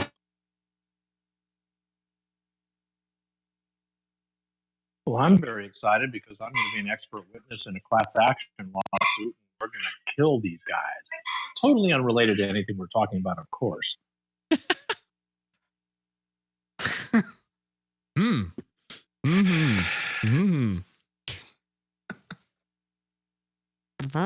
Awkward silence. Yeah, a few years ago, I had a race I went to that they did a tow vehicle race, but it was a tow your vehicle up to the starting line and race with it on the trailer. Like nobody was going real fast. It was everybody was, 80 miles an hour in the quarter mile pulling a race car behind their truck. Oh, I about gave Tom Vigil a heart attack this week. Chocolate ice cream is gone in Here we Bardstown. go. He's going to renegotiate. He's got to renegotiate. No chocolate ice cream. He's got to renegotiate. I about had made Tom second guessing his move to come to work to go to work over at BTR this week. Sorry, Tom. I didn't mean to. I don't know why like some that. towns don't have the chocolate ice cream at Dairy Queen. It really drives me nuts that it's not there. Some have it and some don't.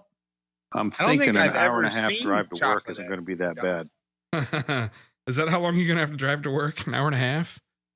Wherever I need to go to find chocolate ice cream.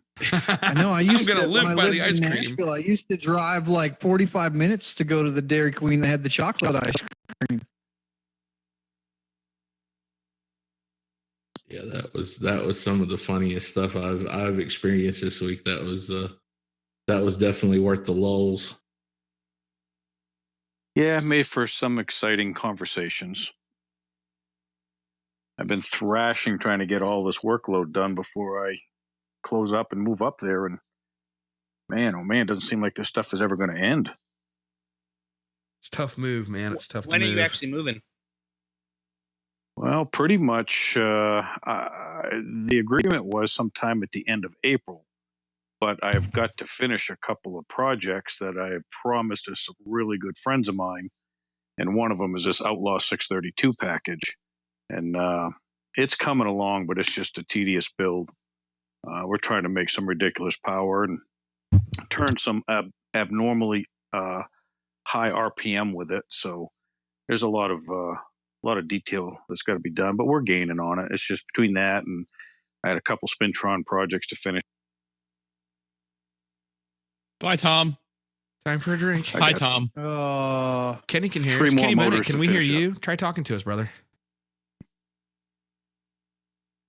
No go yet. Nope, it's coming and going. He can hear us, but Hello? he can't talk. This is a great intake designer It's and coming builder and and going. fabricator. We'll get him here eventually, probably 5 minutes before the show's over. But we're trying. I want Kenny can you on hear here me now? so bad. No, we did. Hey, there we Hey. go. There we heard you. That was it. I'm here. Welcome, dude. Super good to have you, man.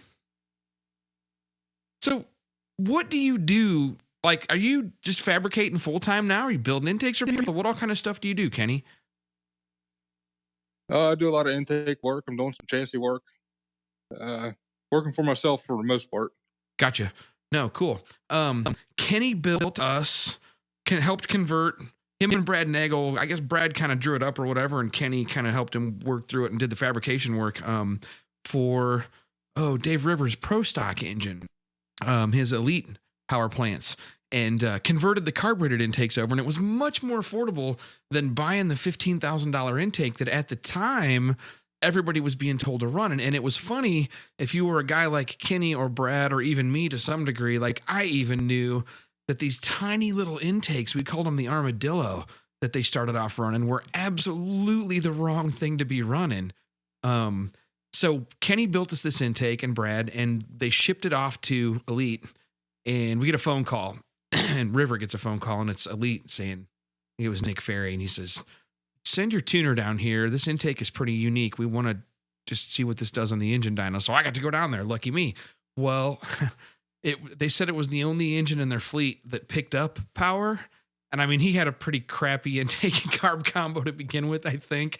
I mean, there was a lot of factors, but their intake ran really good. And now here's the part where, whatever, whoever it's going to get mad at me, whatever. But we put that intake on the car, and exactly 8 days later at Topeka, I went over and snapped some pictures. And dang it, if I was ready, I would post the picture here now. Remind me to do it next week. of other certain cars running literally a scanned, CNC'd out, copied, scanned. Obviously, they scanned Kenny's intake that had it down there, and it was running other cars. And the cars had picked up, they picked up a little bit. And it was just kind of funny to see. So that's why I was like, Kenny, we got to get you on here and talk about intakes. But that was where I was going. Yeah, that was kind of a funny ordeal.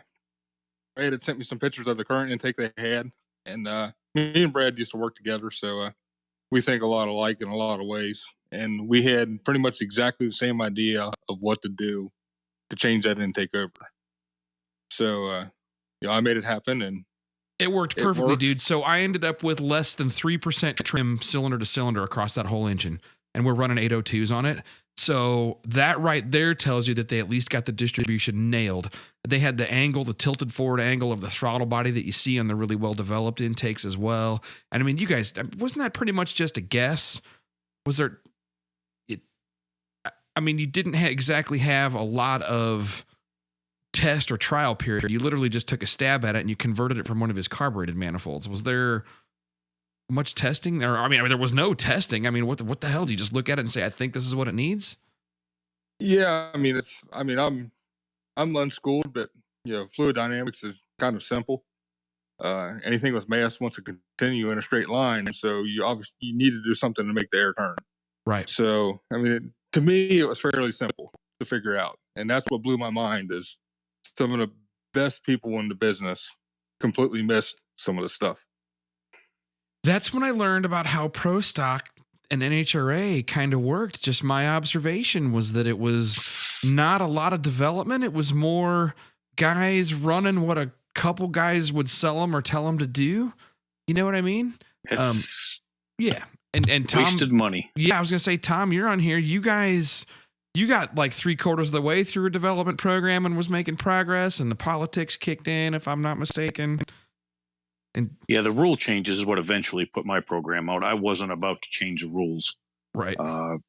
Developing the program, but I did adapt mine over to fuel injection, and for the most part, we were right out of the gate within 30 horsepower. Right out of the gate, you guys are pretty competitive. Yep, yeah. I remember that. Yeah, so we're pretty happy with our first go around with zero experience with fuel injection. Right. So, man, I wish I'd have known you guys back then. I would love to have worked on that program. I've got pictures of that stuff. I'll have to send them to you. So at some point you can post them up on definitely. On the podcast. I will post them up. Send me pictures. I'll put it in the slideshow. Yeah. But anyway, I'm going to post pictures of Kenny's manifold, then the pictures I snapped 7 days later on a couple of cars.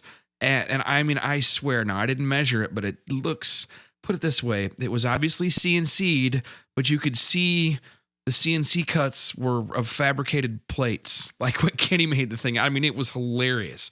And Brad right away was like, dude, they scanned that intake. It was so close. I don't know. Did you see that picture, Kenny? Did we ever send you that?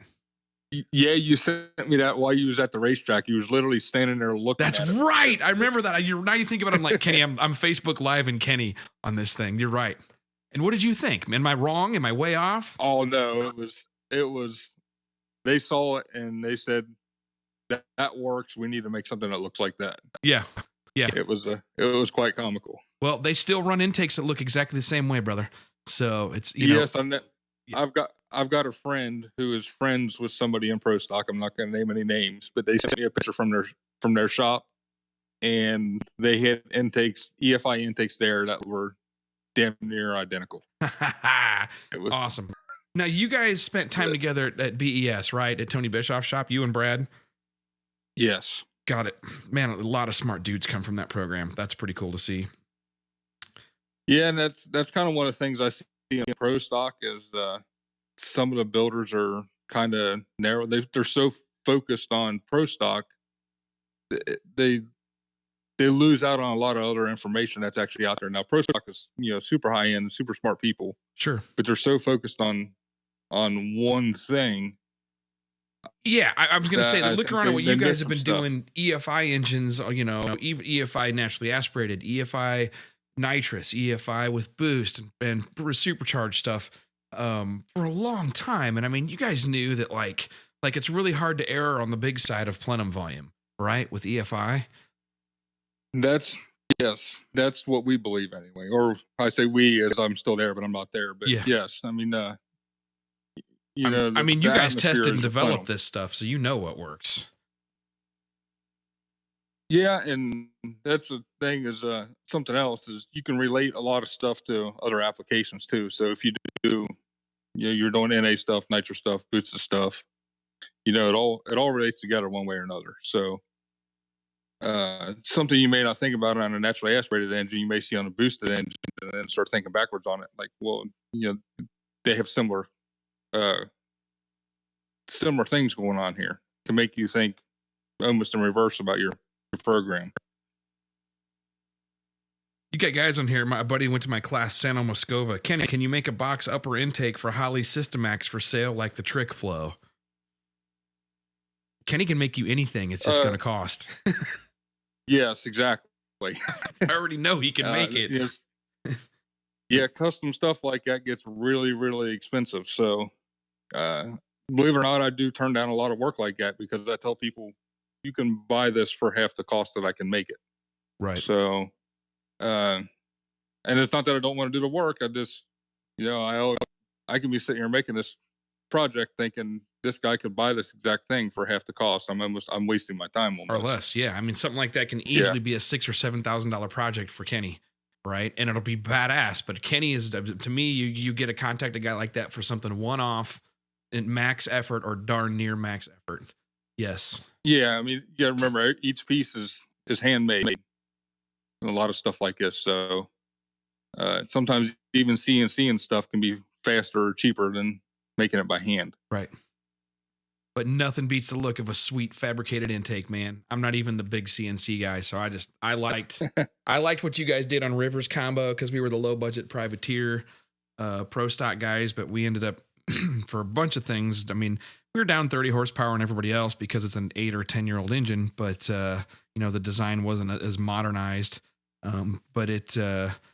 For example, we were the only cars that I saw for a long time for the first 3-4 rounds out that didn't stall after the burnout, didn't have drivability weirdness. River said it kind of blew his mind because after he let off the throttle to shut down at the end of the run, the engine would just be sitting there idling. He'd have to remember to turn it off and everything else. But so we had a lot of good luck with that program. That intake worked really good. The engines were easy to start.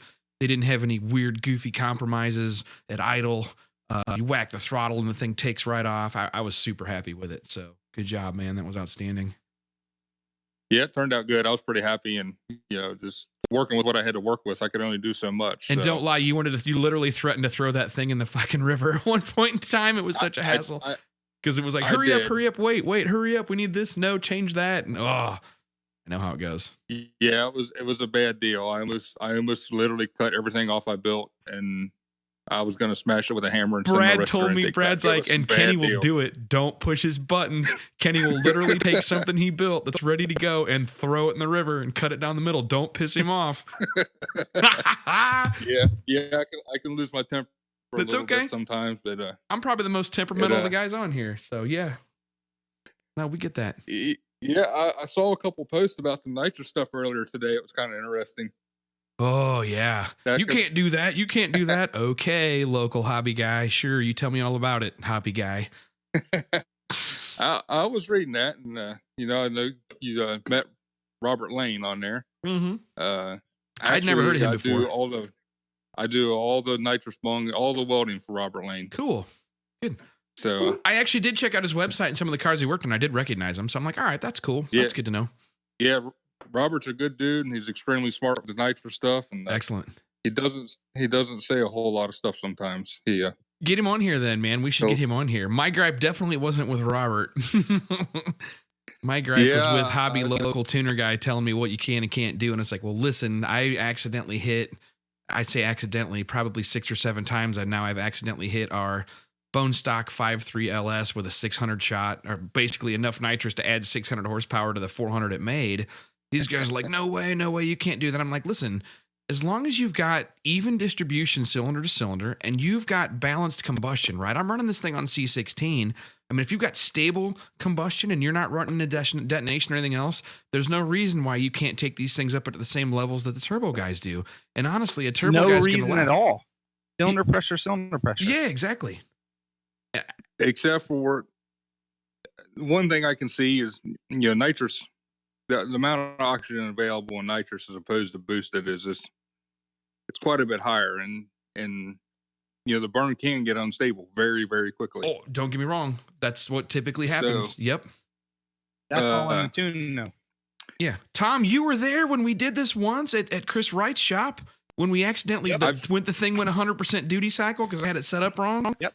Yeah, and it made like 1,000 horsepower out of something that makes 400 naturally And aspirated. it wasn't one pull; it was a couple pulls. No, we did it a couple. It was progressive, but it was ramping to 100%. And these guys are like, nope, no way can it do that. No way. Mm-mm. So, well, sorry. I can absolutely believe that happened. But I'll add that I've seen guys with tune-ups that they've run 50 passes on, change their converter, and burn it up on their first pass after their converter change. Mhm.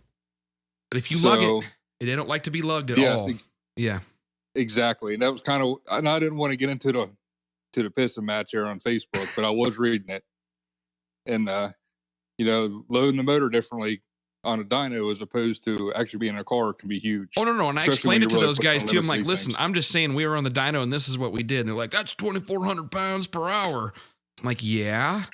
Well, we also had a set of Tom's 220-pound injectors in it, right? But I was gonna say, I know some guys spraying some stock LSs really hard, so I don't think it's a problem. yeah, I mean, it boils down to as long as you have stable combustion, as long as you have even distribution cylinder to cylinder, then cylinder pressure is cylinder pressure. Now, nitrous typically burns. The nitrous charge typically burns faster, not as homogeneous. So it's easier to get into detonation and knock by far. I mean, just go look at the races.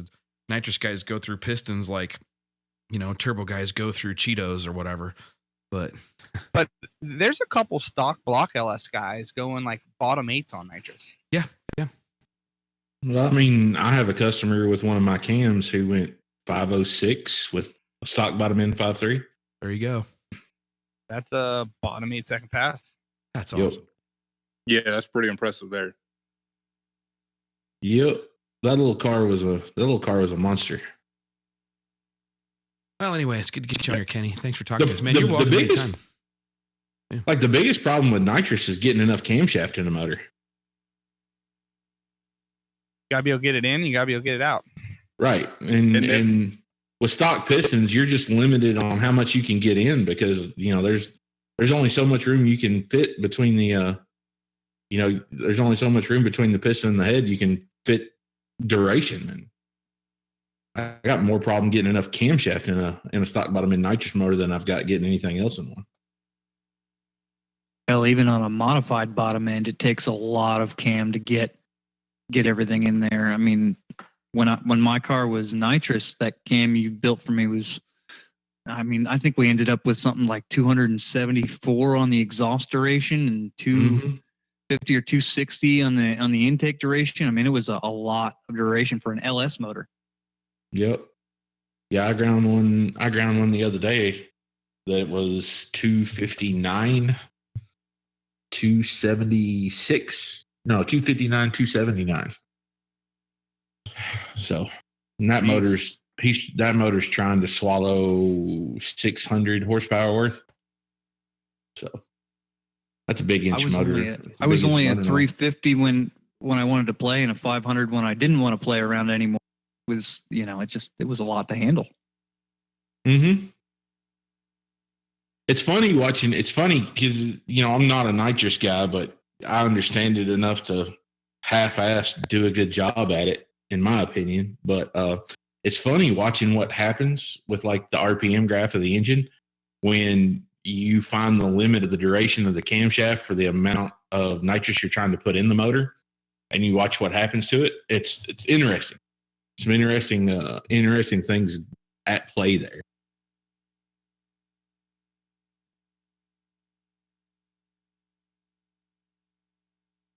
What else, guys? Any other good questions here? Dun, dun, dun. I think we've answered all of them so far. I can't see Facebook. You guys have to find out. I see. Shannon's telling me we need to get John Kazi on. I agree. I need to get him on. I need to bug him. I talk to him a couple times a year. I will see if he'll return a favor.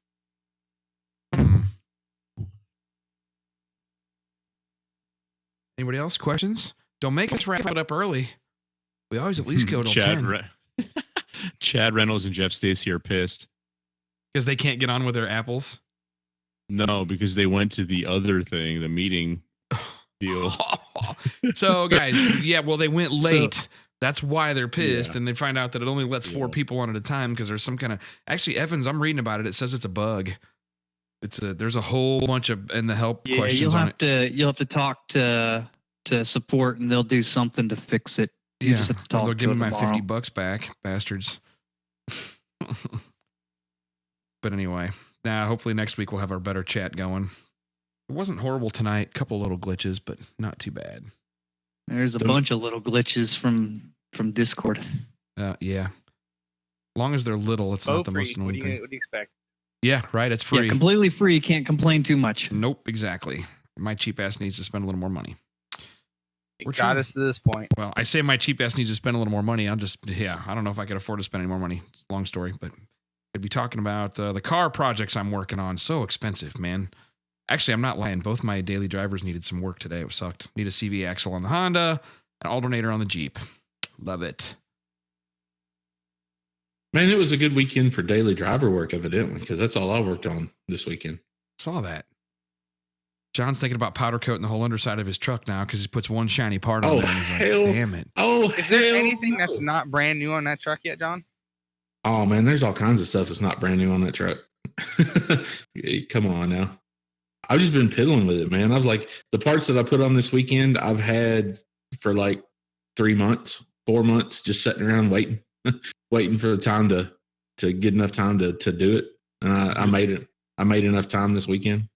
I do the same shit. I'm tired of kicking these boxes around. I'm got to put some of this crap on the cars. Right. Yeah. I mean, that's basically how this weekend went. You know, I had I put the third and springs on the truck, and then I got my dual steering stabilizer system put on, which was the best, $120 that I ever spent in my life. Thanks Amazon Prime store card for that. That's great. But it just just slowly but surely. Especially emphasis on the slowly. Right. Well, it is a Dodge, so I bet those tow mirrors are still stuck out though, right? Nope, they never get stuck out. They only get put out when there's an actual trailer on my truck. So about 8 times a year, you'll see my truck with tow mirrors on it. An actual trailer. Yeah, and an actual trailer on it. But something that happened this week that a lot of you guys are going to be interested in, especially all my LS guys, you'll get to see the truck with the tow mirrors flipped out and a trailer on it June 22nd and June 23rd, Wichita, Kansas International Dragway. You think it's going to make it this far? I'd be impressed. Just kidding. What? Are you? Hasn't that truck been a lot of letdowns lately? Transmission jokes, really? Jesus Christ! No, but we're going to take this dog and pony show on the road and come to Kansas International Dragway, June 22nd, June 23rd. We're actually going to be broadcasting live from that too. Yep, I'm going to have a booth set up on the vendor midway. We're going to bring everything and broadcast from the race and hang out with everybody. Reviews, hopefully some video of races. I'm working with Chad Reynolds, kind of gave me some guidance on maybe doing a little bit of a live stream for the video stuff, if not capturing video with Logan and playing it back here real quick on our broadcast, so we kind of get some highlight feeds going. Yeah, the guys Logan over at BTR. He's got a really badass camera, and he said he was going to come out and try to incorporate some video feeds for us while we do the podcast and stuff. So I think that'll be a pretty cool weekend. If you guys are within driving distance of Wichita, come out, support Danny, and come watch some good racing. I told Danny we'd get him on here to talk about that race as it gets a little bit closer here in another couple weeks. The race at KID. Maybe get Madison Ash on here as well. Yep. That'd be great. Hey, since we're plugging local events, can I plug one too? Yeah, go for it.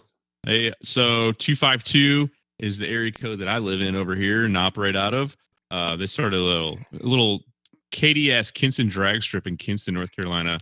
Real small mom and pop kind of track. And we started a little small tire top 10 list. And I currently sit at number 6. due to beating myself because my finger slipped off the trans brake when I tried to bump the car in, and I fucking sent it. So Sometimes shit happens. I went full on Leroy Jenkins. Like, dude, tree wasn't even active, and I got so mad I just stayed in it. So Yeah, might as well run it out the back end for the data. yeah, I lit the top bulb and then went. So He was practicing for the no prep, whatever Street King stuff. Instant green. The no prep instant green. So if you want to check the videos, I put it up on Bull City Speed if you guys want to go check that video out. Anyway, due to the luck of the draw on the chips, I still landed at number 6. So the next race, we're doing it the first test and tune on Thursday nights of every month. So April 5th is going to be the next list race. So if you guys are in North Carolina, come out and check that out. And if not, dude, support your local tracks. Get out and support these little small town tracks. Go to a test and tune, take your car out there, take your minivan, whatever the case it is. Just support the sport. Take your kids and let them watch and learn to love the sport. Just Hell, don't take your yes. kid's Corvette because you'll blow the rear end up in transmission and you'll be out $5,000. Did you do that, Tom? Ask me how I know. That sounds like a statement from experience. If you're single, take a girl, because when she hears the roar of the engine, she's going to get all turned on, and that's your chance. Now I know why Scott can't get none. His one-liners are weak. Now it's turned into the dating advice podcast. You don't have to be lonely. Sorry. Hey, That's right. Hey, since we're all pushing races, local races, we have a really great local race going on at Pacemakers. It's outside of Columbus, Ohio. April 20th and 21st. We have a ton of people showing up. It's going to be an amazing race. Boosted GT's showing up. John, your boy, JP from Detroit's coming. Tyler No Boost is coming. There's going to be a ton of people there. It's going to be a blast. Yeah, JP's actually going to Memphis this weekend for a shootout. JP too, DeLisi? so. Yes, sir. Yeah, so dude, we're going to do a class Boostly. in Detroit. As soon as this one is over in May, at the end of May, it'll probably be an August-ish class at his shop. But we're going to do a class with JP, a RealTuners class. Looking forward to that. Yeah, he's a good dude. Stop up for that one. Yeah, definitely. Tom, we got to do one out in Ohio, too. And people are smashing me to get a Columbus date set up.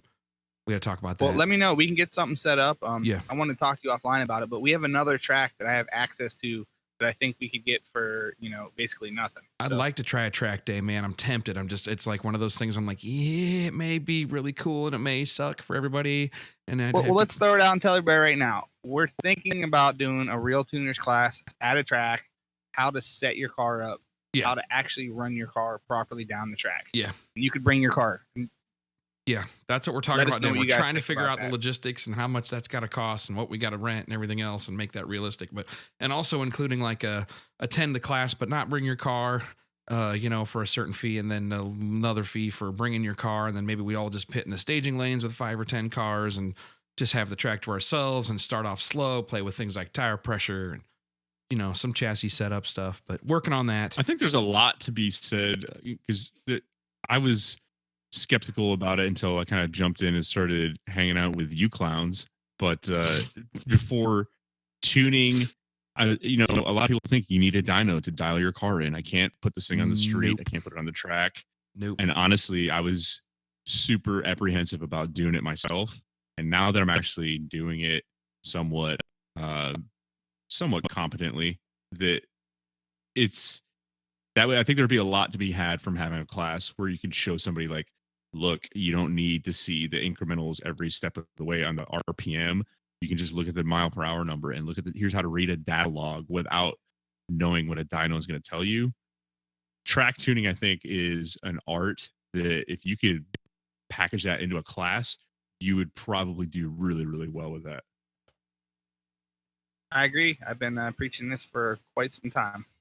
Yeah, and I'm not even talking about the chassis tuning side of it. Like, if you could just show people how to tune a motor and how to tune engine management, Sure, using the street within, legal limits, keep it under the speed limit, and here's how you dial it in the wide open throttle tuning when you go to the track afterwards. Like, you can do this yourself.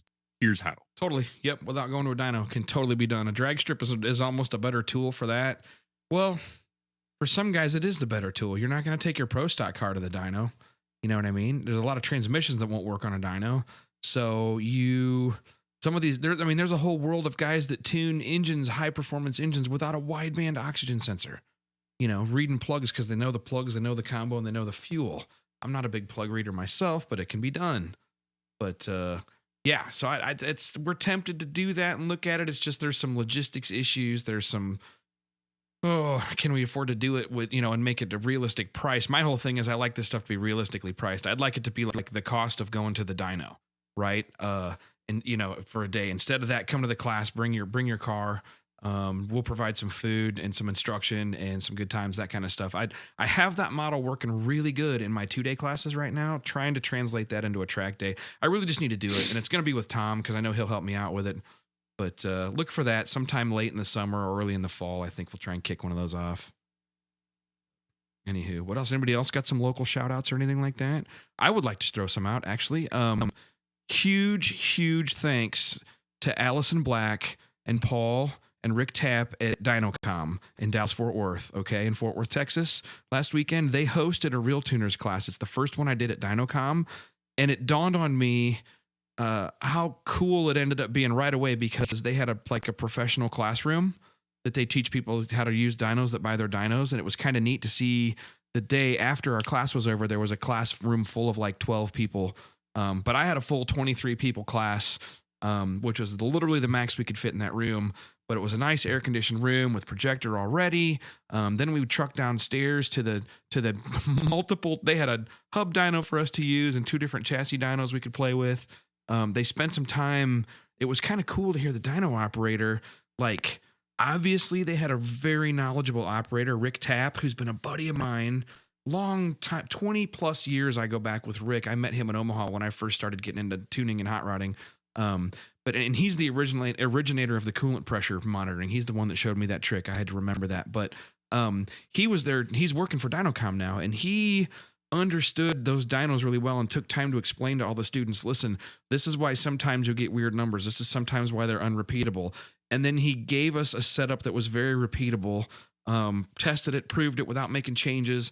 And then we were looking at things like average power, peak power would move around because we'd end the pole at a different RPM, but he could look at average power through a range and tell me, okay, your 1 degree of timing picked up 16 horsepower, So, and Allison and them, they went super far out of their way, with the food and everything else to help us accommodate everybody. It literally was probably was my best class, or definitely a tie for the best class we'd ever had. The group of students that were there, it was about 1/3 Turbo Buick guys did a group buy with us. And then the other 2/3 were all, shall we say, street loving guys, just the down and dirty Dallas-Fort Worth SS crowd, which was cool.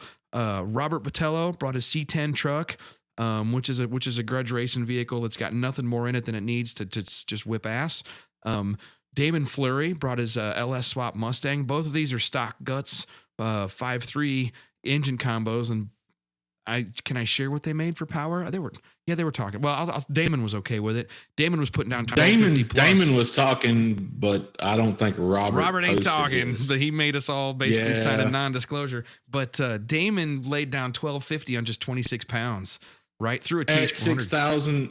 At 6,000 RPM. Oh yeah, and it was still climbing like a rock. I mean, or like a rocket. I mean, yeah. Well, yeah, because y'all chicken shit it out. Man, you know what my lesson was in the class there was, let's not beat up and wear out your combo on the dyno. Let's just get it close and homed in. Dude, we were doing that on probably 3 degrees less timing than it wanted to. And here was my thing. Right. I'm like, look, you're making this much. Go prove to me you can put it down.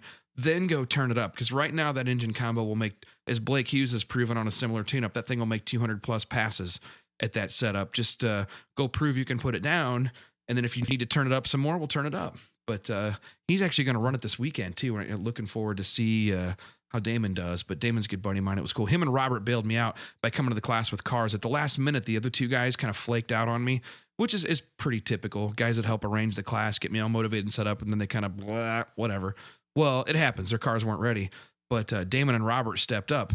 Ken White brought his super clean Turbo Regal, and it was almost a bone stock Turbo Regal, except it had a fast Sportsman on it, ECU, which was kind of cool. Mm-hmm. We dialed that in. He had way too much timing. It was one of those cases where I'd taken timing out. We had to decide, we made a poll. Okay, fine. It made its numbers. And I'm telling the class, well, I don't know much about this engine combo. Haven't worked with it. I mean, I've done a lot of turbo Buicks back in the day, but didn't work with this particular one. So we want to see where timing goes. Do we add timing or do we take it out? And my rule is if you don't know where you're at, you always take it out and try and get it to lose power. Well, we took out like 2 degrees and it picked up horsepower, right? Across the board. We took out 2 more, it picked up again. And I'm like, hey, listen, putting those other 2 in could have been enough to break something. So it was just a good lesson. It was a good mojo all around. Everybody learned. We had pro mod level guys there, streetcar guys. We had, a lot of turbo Buick guys. There were like 6 of those guys that were there, and they were all super cool. We had guys that came in from Florida. Dude came in from California, all over the country. So we are going to announce some more Dallas-Fort Worth dates. And actually, we've invited Dynocom to put a couple people on the radio with us next Wednesday. So hopefully we get Allison and Rick on there to talk a little bit about chassis dynos. But I was really impressed with their organization and their operation. About 20 people down there. And they were building dynos on the weekend to stay caught up so they could ship stuff to customers. I thought that was pretty cool. But any of you guys got anything else to shout out before we start sending them off tonight? Going once? One of the guys was asking, I just saw a question pop up in Mixler I wanted to hit on. There's a company called RPM Data Loggers. They make 10 and 20 channel data loggers. A guy asked about some data logging for carbureted cars. And I can say from experience that those data loggers work really, really nice on carbureted. I had one on Ed Pfeiffer's blow-through small block Ford Mustang like back in 2012. And it did a really, really good job of data logging on that car. Cool. Good answer. All right. Well, that being said, touching on that subject, there's a Haltech has a logger out specifically for carb stuff. Well, it's also an ignition controller, isn't it? Yeah, it's an ignition controller too. So it has like you can get like the torque management stuff to do drive shaft speed management. And shout out to Dale Heiler. That reminds me, we got an Australian listener, Dale, my buddy Dale. He's pretty fun online on Facebook and stuff, but big Haltech user, tuned some fast stuff over in Australia. He was talking about that, and he said they're not quite released that yet officially. They showed it at PRI. No, but it's coming out really soon, right? Yeah, it's basically an engine controller. It's basically a $2,500 without the injector drivers. Yep. So that's going to be a bad little piece. Nice. All right. Well, we're going to sign it off. Everybody, we'll talk to you next week, hopefully.